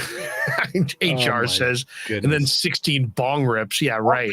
I was gonna say I might have needed some bong rips after that. I was gonna say, would you rather do what you did or be the guy that does like goes to those like weed judging things where it's like you have to take like 16 bong rips to figure out, and it's just like, how do you? That's probably not good either, but. But I'm telling you, man, I've never felt so full. Oh, there we go. Line drive center field. Giants with the leadoff hit in the 9th for Wilmer Flores. Who came in. He must have, did they pull a double switch or something? Has Flores been in the game? I haven't been. Yeah, he pinch hit. No, but he was playing third in the 9th. He came in. He pinch hit, and now he's playing third. He came in for Padlo. Yeah, so he wasn't 3 errors was enough Padlo, to sit Padlo down. They had him in third at the bottom or at the top of the 9th, so they took Padlo out. They must have done a double switch or something. How about Papirski today with a pretty electric 0 for 2 and a walk? Mets, by the way, have Edwin Diaz on the mound, and it's Tommy LaStella with a man on first. Giants down 1 run, 12-11 in a game that they once led. Let's see, it was 1-0 Giants. It was 1-1. It was 3-1. It was 6-1. It was 6-2. It was 8-2. They led 6-1 and 8-2. And they're now losing 12-11. And they've lost, 5 in a row or 6? 5. All right. What do we have to do to get Jock up this inning? Yeah. All right. Yeah. So we need what, one more hit and then no double plays? Right, I think so. Rebel 444 says, I'm trying not to listen to this barbecue talk. Don't want to get hungry. Definitely smoking Thursday right now. Now people are planning. What's the over under that Padlo's either sent down tomorrow or released, and they bring up Villar to take his roster spot? Or they bring up Vosloo. There we go. Oh no. 4-6-3. 4-6-3 DP LaStella. Yeah. Giants down to their final out. Oh, my goodness. This one's going to hurt, folks. This one is going to hurt. Mark Graves says Larry's stomach was arguing like the black and white cookie from Seinfeld. I didn't see it. I've seen almost every Seinfeld. We've got this one from Fable. He says Padlo definitely going down. Definitely going down. Well, I think after tonight, 3 errors and strikeouts, I mean, he's single-handedly not single-handedly, the pitching. All right, here comes Yaz. He's 2 for 3. He's got a double, 2 walks, a single, 2 runs. He's hitting 308. He's got a 402 on base, 3 bombs on the year. Can he go yard against Edwin Diaz, who starts him out with looks like a slider in the dirt at 91? So we shall see here. Hey, if Jock does come up, if Yaz is on, does he intentionally walk Jock like he did Bonds, Buck Showalter? No, that's special bonds treatment. He's done it. Yaz is up 2-0 here, though. That one Ruff's almost on hit him. deck, so yeah, it's not. Matthew Mears. Come on, Yaz. Anyway, the long and the short of it is, if anybody ever says to you, hey, would you like to judge a barbecue contest? Say, you know what? Oh, he did not go there. Oh my God. Yaz is 2-0. There's a ball in the dirt. I did not think he went. I don't think he was even close. Let me take a look. Maybe it was close. It was close. That was close. I guess it was closer than I thought. Larry, you're ahead of me, so you're gonna have to do play-by-play now. Well, it's 3-1. Yaz has got a 3-1 count with 2 outs. How did we allow a triple to lead off the ninth? I'm sorry. There's a little bit of a delayed reaction by me. But like, come on. They weren't even playing Garden Triples Yaz Alley. has drawn the walk, 100-mile-an-hour fastball, 4-seamer in on the hands, get a little too far inside. So the Giants have a base runner, and here comes Big Darren Ruff. Oh, he's so big. My kid and I always call him Big Darren Ruff because in the playoffs, the guy, Brian Anderson for TNT, is like, and here comes Big Darren Ruff. Yeah. That made me laugh, made my kid laugh. So every time Ruff's name is said in our house, we go Big Darren Ruff. They need a big walk off the Giants. I think you just got a base hit. Base hit to right field for Big Darren Ruff. I think that Romo 2001 might be at the game. And here is Jock Peterson. And Peterson coming to the plate, and they're going crazy. They're going crazy. Jacques Lecoq Grande. My buddy Jim Molay says, because it's a shit show. Well, thank you, Jimmy. So then Jimmy also throws in, come on, Ruff. Win it right here. We didn't win it, Jimmy, but he got the single to right. So they're showing Peterson's bombs. Hit one into the arcade off Bassett. And then in the 5th inning, he went left center into off the tarp and did the old Superman thing at first base. Then he went yard in the 8th off of Smith. Yeah, Dan, Romo drink. Dan, you should call the Romo, you should call the Jock at bat. I'm behind you guys though. Oh, yeah, but if I tell you he hits it out, then you get ready for your home run call. All right. This is the first pitch to it's 0-0 count to Jock Peterson. Oh my God, 101 right down the pipe for a strike. 0-1 Jock Peterson. He took it. He usually is up there ready looking for a fastball. But it was a little high. It was a little bit above the hands. It's almost a perfect placement by Diaz. Oh my God, 100 almost hit him. Oh, that 101 was right in his this guy Diaz has just got a crazy arm. I mean, this guy's arm is awesome. 100. Only Giant with 4-homer game, Willie Mays at County Stadium off Warren Spahn in 61. We also just didn't 1-1 count. Bases loaded. 1-1 count to Jock, 2 outs in the 9th. No. Yep. Line drive center field, and it falls in, and Yaz scores, and tie ball game. Wow. Okay. Danny, have you seen it yet? Have you seen it? No, here, I'll call here's it Danny. now. Here's Danny, everybody. Okay, Diaz is on the mount. He's toes the rubber. Looks in, gets the sign. The 1-1 pitch. Lined up the middle center field, base hit. Here comes Yaz around third. The throw to the plate is not in time, and the Giants have tied it up 12-12. Yes. What a nice job. This is what this is all about. Jim Molay says, nice. What a nice job. job. That is awesome. 8 RBIs. Factual Toilet says craziest game ever. It's cool. He's having it in San Francisco. So now you got Craw up, man on first and second. Who's on second? Darren Ruff, or do they pinch run? Let's see. That would be Ruff, right? Crawford with 2 outs and runners in scoring position this year's hitting 3 bills. Are we talking? Diaz is off the plate. He's now 1-1 count. That's 2 outs in the 9th, 12-12. 8 RBIs for Jock. 8 RBIs. Man. Woo! Jock Peterson. There we go. Crawford, base hit. Left field. Stop, Here comes stop, Ruff. stop. And he's coming to the plate. And Giants win. No! Larry! Let's go! What a show! Let me call it now. All right, you call it, Danny. Go ahead. Okay. The 1-1 pitch. Crawford grounds it into left field. Here comes Ruff. Ruff is on the move. He scores.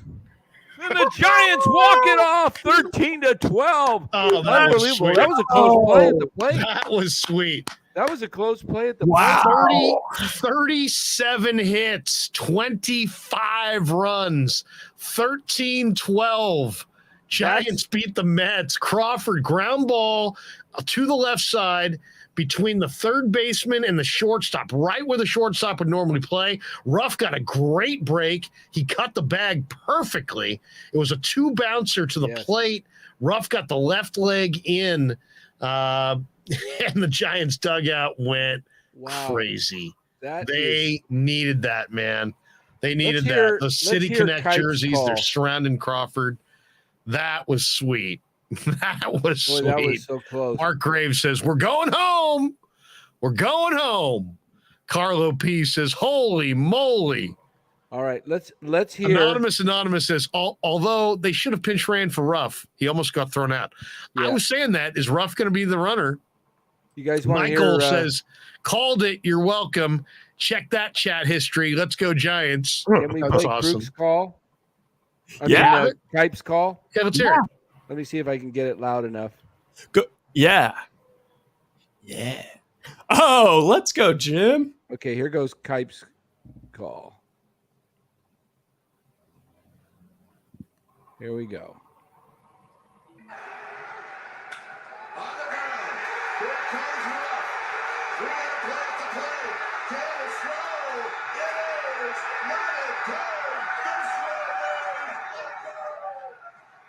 Great moment. And my buddy Jim Olay has donated $20. He said, Giants win. Damn, they needed that. Jimmy, they needed that. They needed that one for sure. That is the type of game that can spark a team when you are way up, you look like the game is easily won, and then you blow it big time and not only tie it up, but the way they tied it up on the third homer of the game for Jock, then to go down in the ninth and then to walk it off, that's a lot of resilience. Oh, game of the year right there, man. Oh, yeah. Game of the year. I was going to say something last night, and I meant to say it when my final thought, when we were talking with Ned,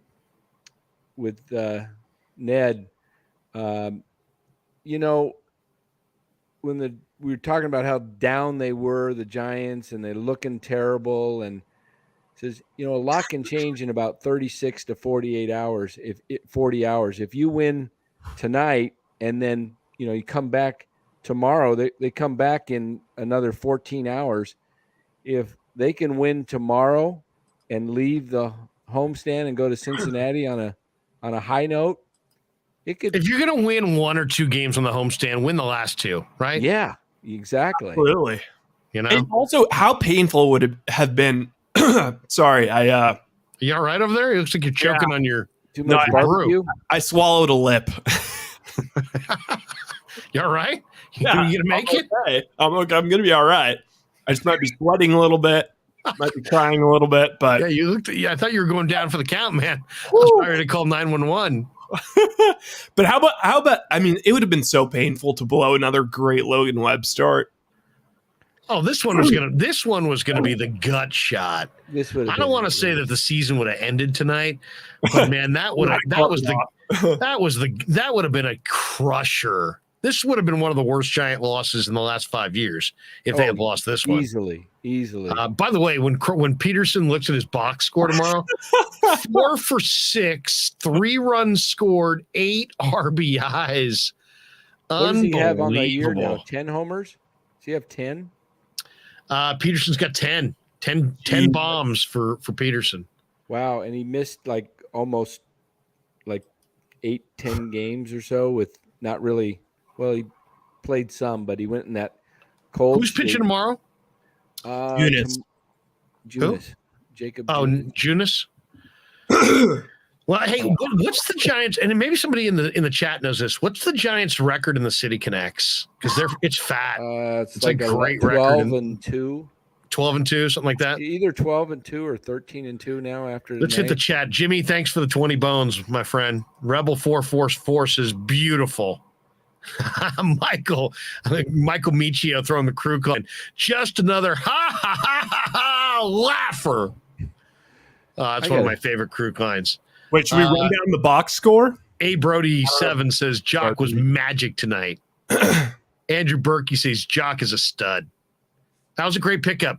How did the Giants get Jock Peterson for $6 million? 1 year, $6 million. I have no idea. Bro, fire your agent. You're way worth more than. I think if they'd signed him for 1 year, $12 million, I think that would have been a decent deal. To get him at $6 million is a steal. If they're going to try and re-sign him, I think you're looking at 3 years, $45 million or so. Somebody in the chat from a couple minutes ago, bad managing by Kapler. He was thinking about extras instead of winning it now. I don't know. That might be a little hypercritical right there. Carlo P. Ryan, don't go dying on us, buddy.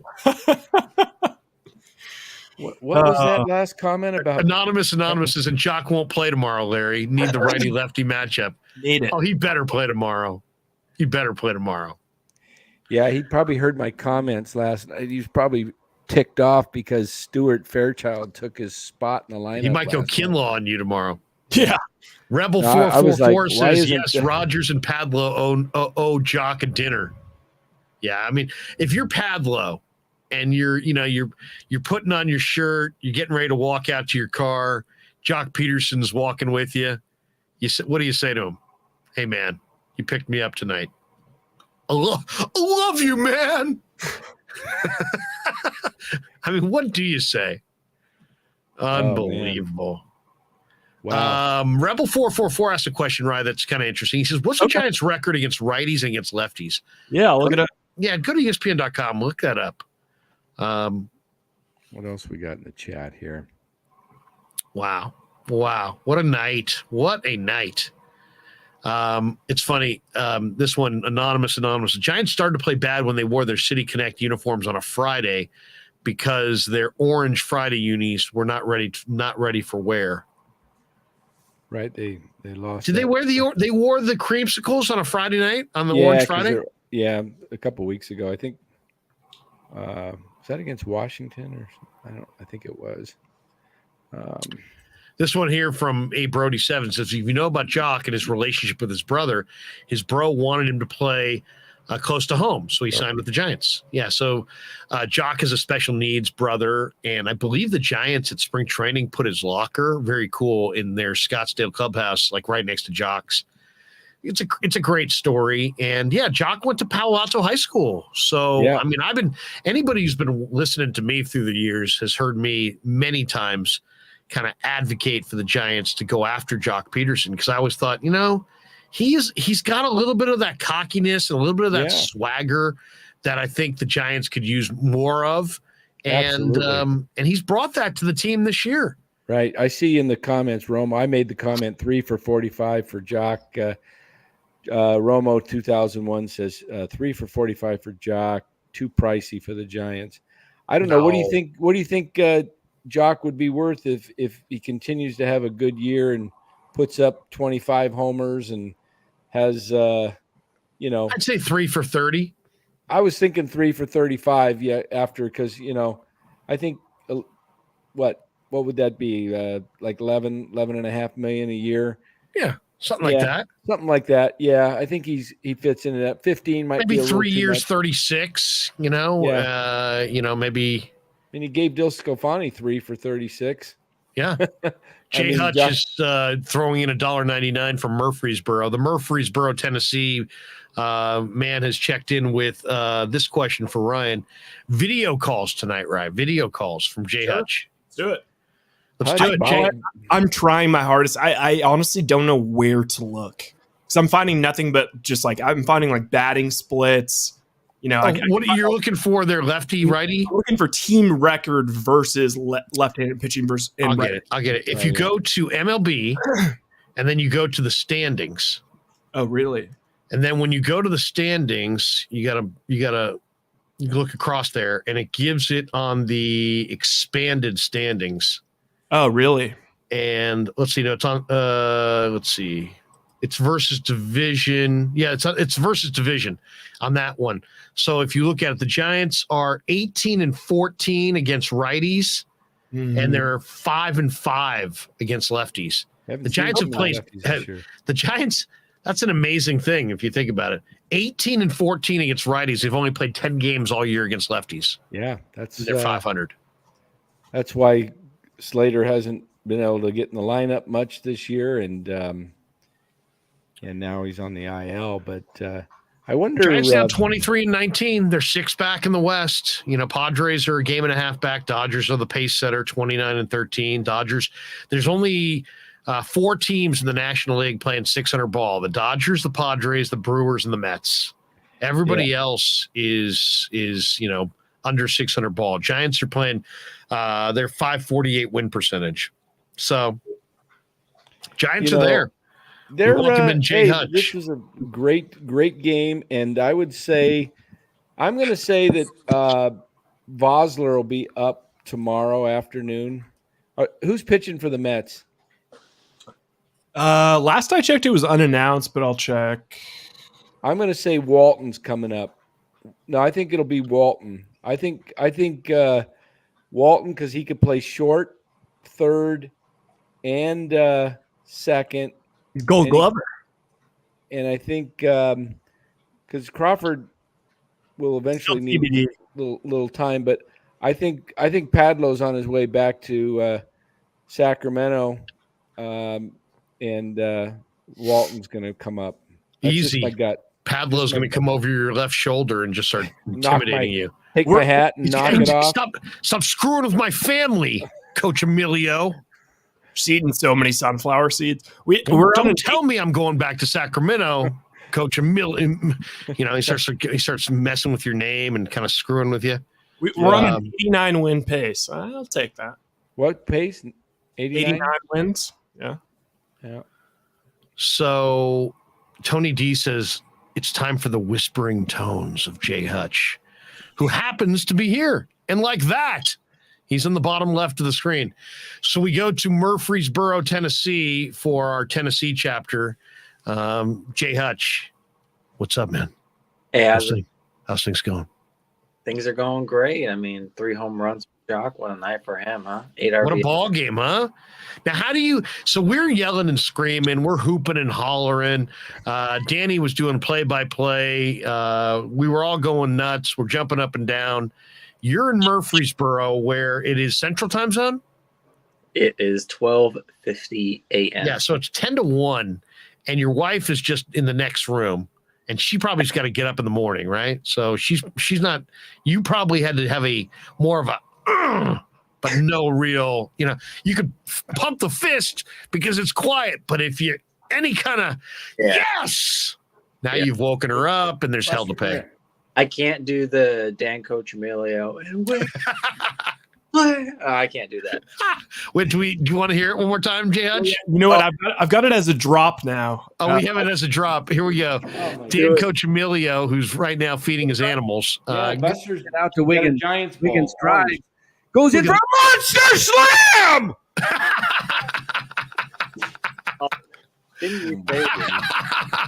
I love the crack up. It's the key word there is slam. One more time, Rye.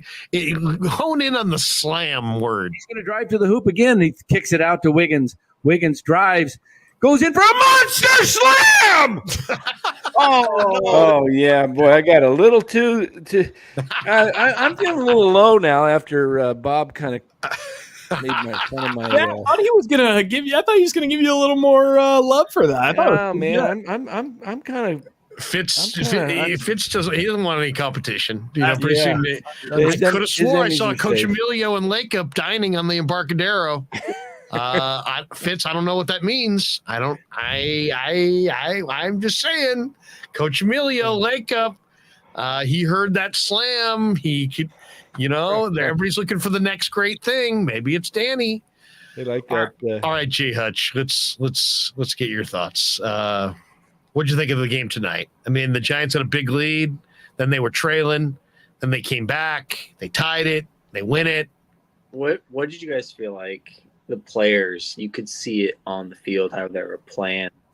To them, it felt like it was, we have to win this game. We have to end this losing streak. And they did. And they did it in style. I mean, it was a great game all around. I mean, obviously you give up 12 runs. You wish the pitching was better, but offense picked up the pitching tonight. And, that's the bats are going to have to do that because, pitching always has off nights. As great as our pitching staff is and our bullpen is going to be down the stretch and everything, we're going to need to win games like this, especially against good teams. So it's very good to see it, especially against the Mets, who do have a better pitching staff and who don't have their two aces right now. So it's definitely going to be tougher when they get them back. So great win, and just keep on pushing. Try, I'd say Kapler definitely needs to play to win tomorrow. Like, doesn't even forget about the next day or the day after. Gain more momentum. Gain another game on the good teams. Get that record better. I'd say focus on that. I mean, this one was a battle. I mean, Giants used 6 pitchers. The Mets used 6 pitchers. 25 runs. I mean, having to dig deep. But I think you're right. I think, what we saw there was the Giants with some tremendous resolve. I'll tell you, too, from, seeing that play at the plate and watching Ruff on that highlight. This is like the 4th time he's scored the winning run, by the way. Well, I was going to say, the thing that stood out to me is he really cut the bag perfectly. If you guys watch that again, he's a big man, and we're talking about Ruff's got to be about 6'4". Danny, what does Ruff go, 220, 225? He's a big boy. Yeah. Usually guys like that takes them a little bit of an arc. I think somebody has a What's that? Oh, there. What happened? It just Kite's call is going in the background right now. Oh, okay. Sorry, I had the ESPN going. Oh, no worries. Yeah. Anyway, but I thought that base running was tremendous by Ruff, because you could one he knew he needed a great get off, a great jump, and he got it. And then when he hits that bag, if you look at his arc, man, he cut that thing as direct to home plate as possible. It's a tremendous 3-step thing from when he hit the bag to when he redirected towards home plate. There was no loop at all. And if you watch that play at the plate, if he had just a normal 2 or 3 foot loop instead of cutting it right down the line, he's probably out. He would have probably definitely been out, because he was that was a closer play at the plate than I really anticipated being, because usually the throws aren't that good. But that was just a huge, huge win, because it not only is a win in the standings, but it's a clubhouse win. It really can help a team get out of a funk that they were in, winning that way versus just, I mean, there was drama, so much drama there in the last 2 innings.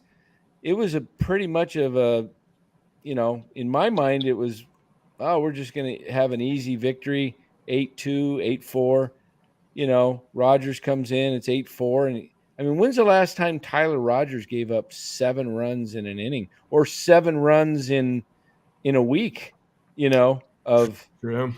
Everyone has the off night. I mean, so it just happens. I mean, but the defense is cost them a little bit. I'm surprised. Was Longoria hurt or something? Because you'd think he would have been in there tonight. They probably just were pretty.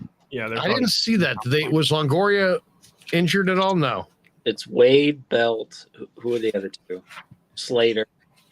Who's the fourth? Wade, Belt, and Slater are out, and I see Jake McGee is on a rehab assignment right now, so expect him back up. Probably take whatever his name is, Mauricio. Hey, by the way, I don't know if you guys saw this earlier today. Did you guys see that Kyle Harrison got promoted to Double-A? Yeah, I sent you that, didn't I? Yeah. I just did that last night. I go, Danny, seriously, we were just talking about that last night. I said they're going to be moving guys around. You said you expect him to go to Double-A, and sure enough, he's in Double-A. Hopes he's going to be out. Maybe Farhan was listening to the. There was another injury. Jammed his shoulder diving for a baseball at third base Monday. Was that Longoria? Yeah, Longoria. Thought it was. Okay, so yeah, I see. He's had a hard time staying healthy with the Giants. He really has. He played every day for years and years and years. Yeah, I see. Yeah, boy, I wonder if he's day to day or if they're going to put him on the 10-day. I think they said he's day to day. Okay. Matthew Mears says, carry momentum into tomorrow, please. You know, the one thing that we saw tonight that we didn't see this weekend is the Giants got a lead. You know, I mean, my goodness, how hard is it to play from behind day after day after day? You know, it's just a very, very difficult thing. Also, Ryan Fitzgerald says Casali is concussed. Oh, right. Yeah. So there's that as well. Jaguayo 56 donates $5. Krueg, if we get our pitching straightened out, our hitting will get back on track. A lot of games left. Just have to stay close, see where they're at the break. I agree with you. I agree with you. They're not buried. You know, the nice thing about the Giants this year is they got off to a nice start. So, you know, when you get off to a nice start, that kind of buffers you against a rough patch. Now they've had a rough patch, right? So can they bounce back off their rough patch? And, you know, the one thing you know is that Farhan's going to they're not going to sit with guys who are struggling.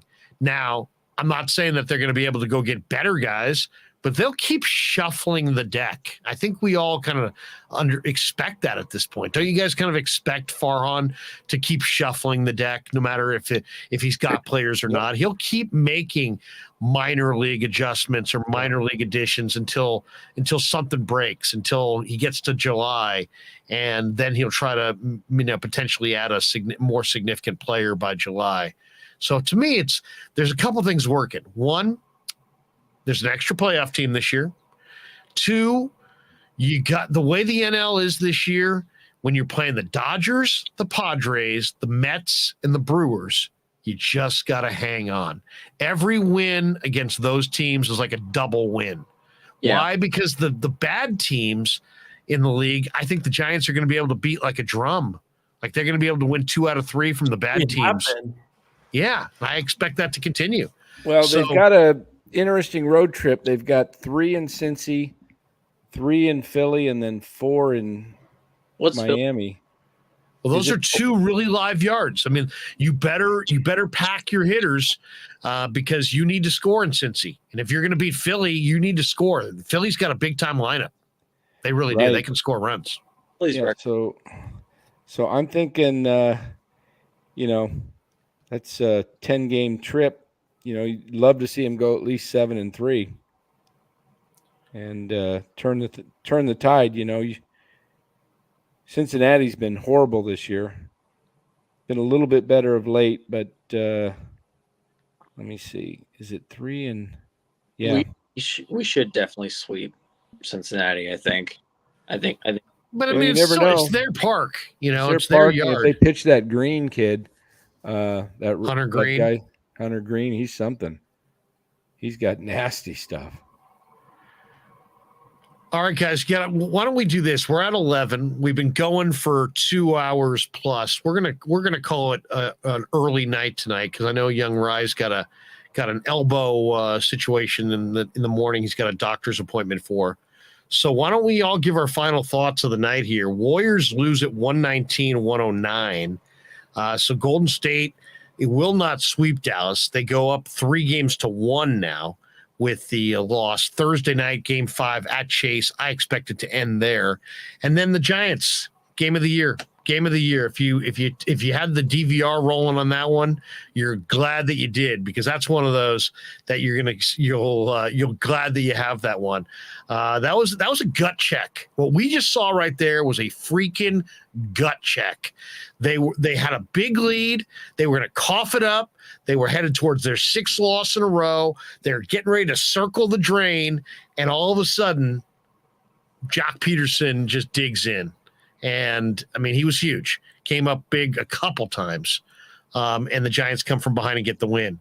Kalba Kamiga, and I hope I didn't butcher that, but he or she donates $10 to say, Larry, sorry to go off topic, but have you seen the Javon Kinlaw call into Grant Cohn's show tonight? It was explosive, to say the least. Go Giants. Yeah, I saw that. I didn't see it. What did it look like? No, we saw it. We played with it, and we talked about it for a while. Yeah, and so just rewind like 30 minutes, and you can listen to us give our full reaction to that. Yeah, basically, if you're just tuning in right now to our show, we started the show 2 hours and 15 minutes ago. In the show, we started with Bob Fitzgerald. We talked a lot about the Warriors. Then we said goodbye to Fitz after about a half hour. And we started talking a little bit about the Giants. And that's when the Mets started pulling this comeback. Then we started going with the Kinlaw Grant stuff. And we played with that for a little bit. Then the Mets took a lead. We all quit thought the Giants were done. And we were in mourning. And then we watched the Giants come back and celebrate. So it's been an emotional night for us. But yes, Kalba, we did see it. We did comment on it. And if you want to hear our comments on it, just go back and check it out for sure. I think you had another donation in there for $5 from somebody. Did you read that one? Yeah, Jaguayo. I think Larry already had that. I did that. I said Jaguayo 56 said if we get our pitching straightened out, our hitting will get back on track. A lot of games left. Just have to stay close and see where they're at the break. And I fully endorse that. I think that's a very solid thought. A Brody 7 says Izon Diaz, a trade piece. I'm sad to say, but it's true. Didn't they just acquire him? He's in the minor leagues. He's in the minors. He was he's non-roster player, but he came out of Miami's system, I believe. Trade for Miami. Ryan, can you look up what the Giants are hitting versus the rest of the league? Versus the what? Versus the rest of the league? And the Dodgers. I don't know the Dodgers. They're pretty up there. I know in runs scored, they're near the top. Why don't we do this? We'll give Ryan a second to check that out, and let's pay the bills right here. Larry Krueger here for Telmetrics. Thanks to Casey Bateman and the good people at Telmetrics. If you're an occupational therapist, if you're an orthopedic surgeon, a chiropractor, a physical therapist of any kind, Telmetrics is designed for you to use in your practice and will greatly benefit your patients. Telmetrics uses computer vision and artificial intelligence and provides a platform for outpatient rehab therapy services, both in the clinical and the telehealth environments. So using Telmetrics can improve your patient's experience and much more. So for all your sports injury needs, or if you're a physical rehabilitation specialist of any kind, make sure you use Telmetrics.co, Telmetrix.co. And thanks to Casey Bateman and all the good people at Telmetrics for being a proud sponsor of the Krueg. I'd like to thank our sponsor, Dan Coach Emilio. Dan is a buddy, and he is a phenomenal retirement planning specialist. And you can contact him today at securemoney.com, or at his number 925-628-9966. There's a lot of uncertainty in our world right now, and you want to make sure that your money is secure. That is the key. Danny's got 25 years of experience, born and raised right here in the Bay Area, and he can help you get an immediate 10% premium bonus on your principal retirement account. So give him a call, 925-628-9966. He'll make an appointment with you, and you can sit down. It's not a one-size-fits-all kind of a deal. He'll consult with you and come up with a strategy to get you going to where you want to be. Once again, 925-628-9966, securemoney.com on the web. And thanks to Dan Coach Emilio and all the people at Secure Money for being proud sponsors of the Krueg Show. All right, thanks to Danny and thanks to Casey Bateman and all the good people at Telmetrics.com. We also want to thank our newest sponsors as well. And thanks to Tony Casera and the good people at Casera's Italian Menswear. They are housing the Krueg Show t-shirts, and they're a proud sponsor of the show as well. The Krueg Show t-shirt, the Krueg Show podcast t-shirt is available there at their store in Dublin. Their address is 7372 San Ramon Road in Dublin, California. And go see Tony Casera and get yourself a Krueg Show t-shirt and support the show. And special thanks to our sponsor, New York Style Italian Sausage. That's right, NewYorkStyleSausage.com is their website. Phenomenal product, whether it's the breakfast sausage, the Italian mild, the Italian spicy, the chorizo. You cannot go wrong with New York Style Italian Sausage. Once again, NewYorkStyleSausage.com, often imitated, never equaled. And they are a proud sponsor of the Krueg Show. Thanks to them as well. All right, welcome back to the Krueg Show. A couple last thoughts before we call it a night. Matthew Mears, Romo 2001 says, Tom Pierce, I should say, says you should do bookmarks on the stream. So we're getting a little advice from people who want to say, hey, do bookmarks so they can know where exactly to go to on the stream for what stuff. And something that absolutely we can incorporate in the days ahead. All right, Jay Hutch asked a question for you, Rye, before we check out. Jay Hutch is joining us from Murfreesboro, Tennessee, one of our fans. And your question was, Jay, what are teams hitting against the Giants pitching, and what are teams hitting against the Dodger pitching? Am I saying that question correctly? Giants are hitting versus the rest of the league and the Dodgers. What the Giants are hitting? Oh, I'm sorry, I got confused. So you just want to know the Giants' team batting average? Yeah, I'm not worried about their pitching. Okay. So he's looking for their team batting average against the rest of the league. While he's looking for that, let me thank everybody and just say that we love doing the Krueg Show. And if you love watching it, we thank you for watching it, and thank you for being a supporter of our channel. And hit like and subscribe, and make sure if you hit like and subscribe, it will alert you. Hit the notification bell. It will alert you when we're doing our live streams. Tomorrow at noon, I believe we're going to talk a little 49er football with Vish Kumaran. And then tomorrow at 3, you can catch me with Grant Cohn on his channel, probably talking a little bit about Niner minicamp and maybe a little bit about Javon Kinlaw. And then Ryan and I have been doing these Bay Area Sports Live headlines, and we'll do one of those tomorrow. And then we've got tomorrow the Giants play day games. We will not be with you in the post game after the day game tomorrow, but we will be doing some stuff streaming wise tomorrow, and then we'll be back with you Thursday. The Giants are off, but Thursday night will be Warriors-Mavericks game 5, and we'll be with you after that ball game as well. And then Friday night we'll be with you after the Giants play their first game on the road in Cincinnati. And Tony D weighs in the chat. He says Kinlaw loves the Krueg Show. Oh, good. Oh, it's good to know. It's always good to know where you sit with Javon, especially if he's going to come up from behind you. Javon, if you're watching this, totally independent. Really a big fan, man. Very independent, and I'm a huge fan. All right, that was shameless. All right, guys, give me your final thought. Do we find the numbers that Jay Hutch is looking for? That's kind of surprising. I mean, the Giants are hitting 249, so that'd be 8th in the big leagues. 9th is the Dodgers at 248. We actually have the same amount of home runs as the Dodgers as well. Nice. Well, is that up to date with tonight's 4 homers? That's through 42 games. Yeah. So what are we now? They played 43. No, wait. Yeah, so it doesn't count tonight. They're 42. Yeah, because they're 23 and 19, so they've played 42. Okay, so it does count tonight. Does count. Yeah. All right. So there you go. Jay Hutch, you got a final thought before we kick you back to the green room and you get on with the rest of your night in Murfreesboro? Yeah, relax. We're going to be fine. Jay Hutch, you're the man, brother. Have a good night. There we go, everybody. Jay Hutch checking in from Murfreesboro. He's in the green room trashing it right now, drinking our booze. All right, guys.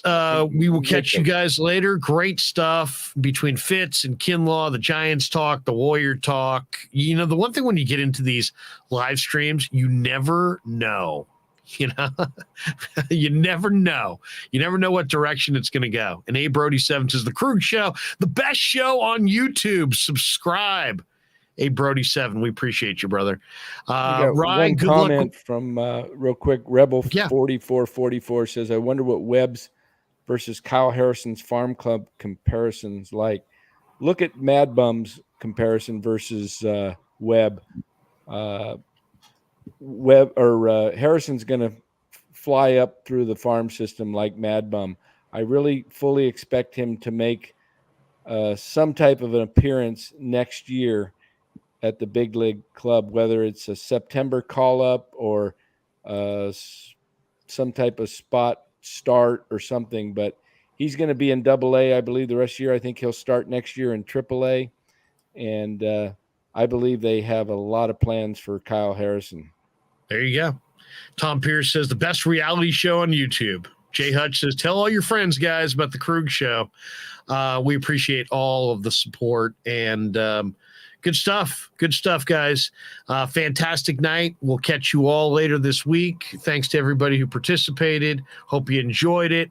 And until next time, good night, everybody. Yeah, never met a man I've been scared of. Careful, you gon' get exactly what you asked for. Here for whatever you bring me, getting handled. I answer to no one, I don't need to hassle. Yeah, we ain't never fall back. Hold our ground where we at.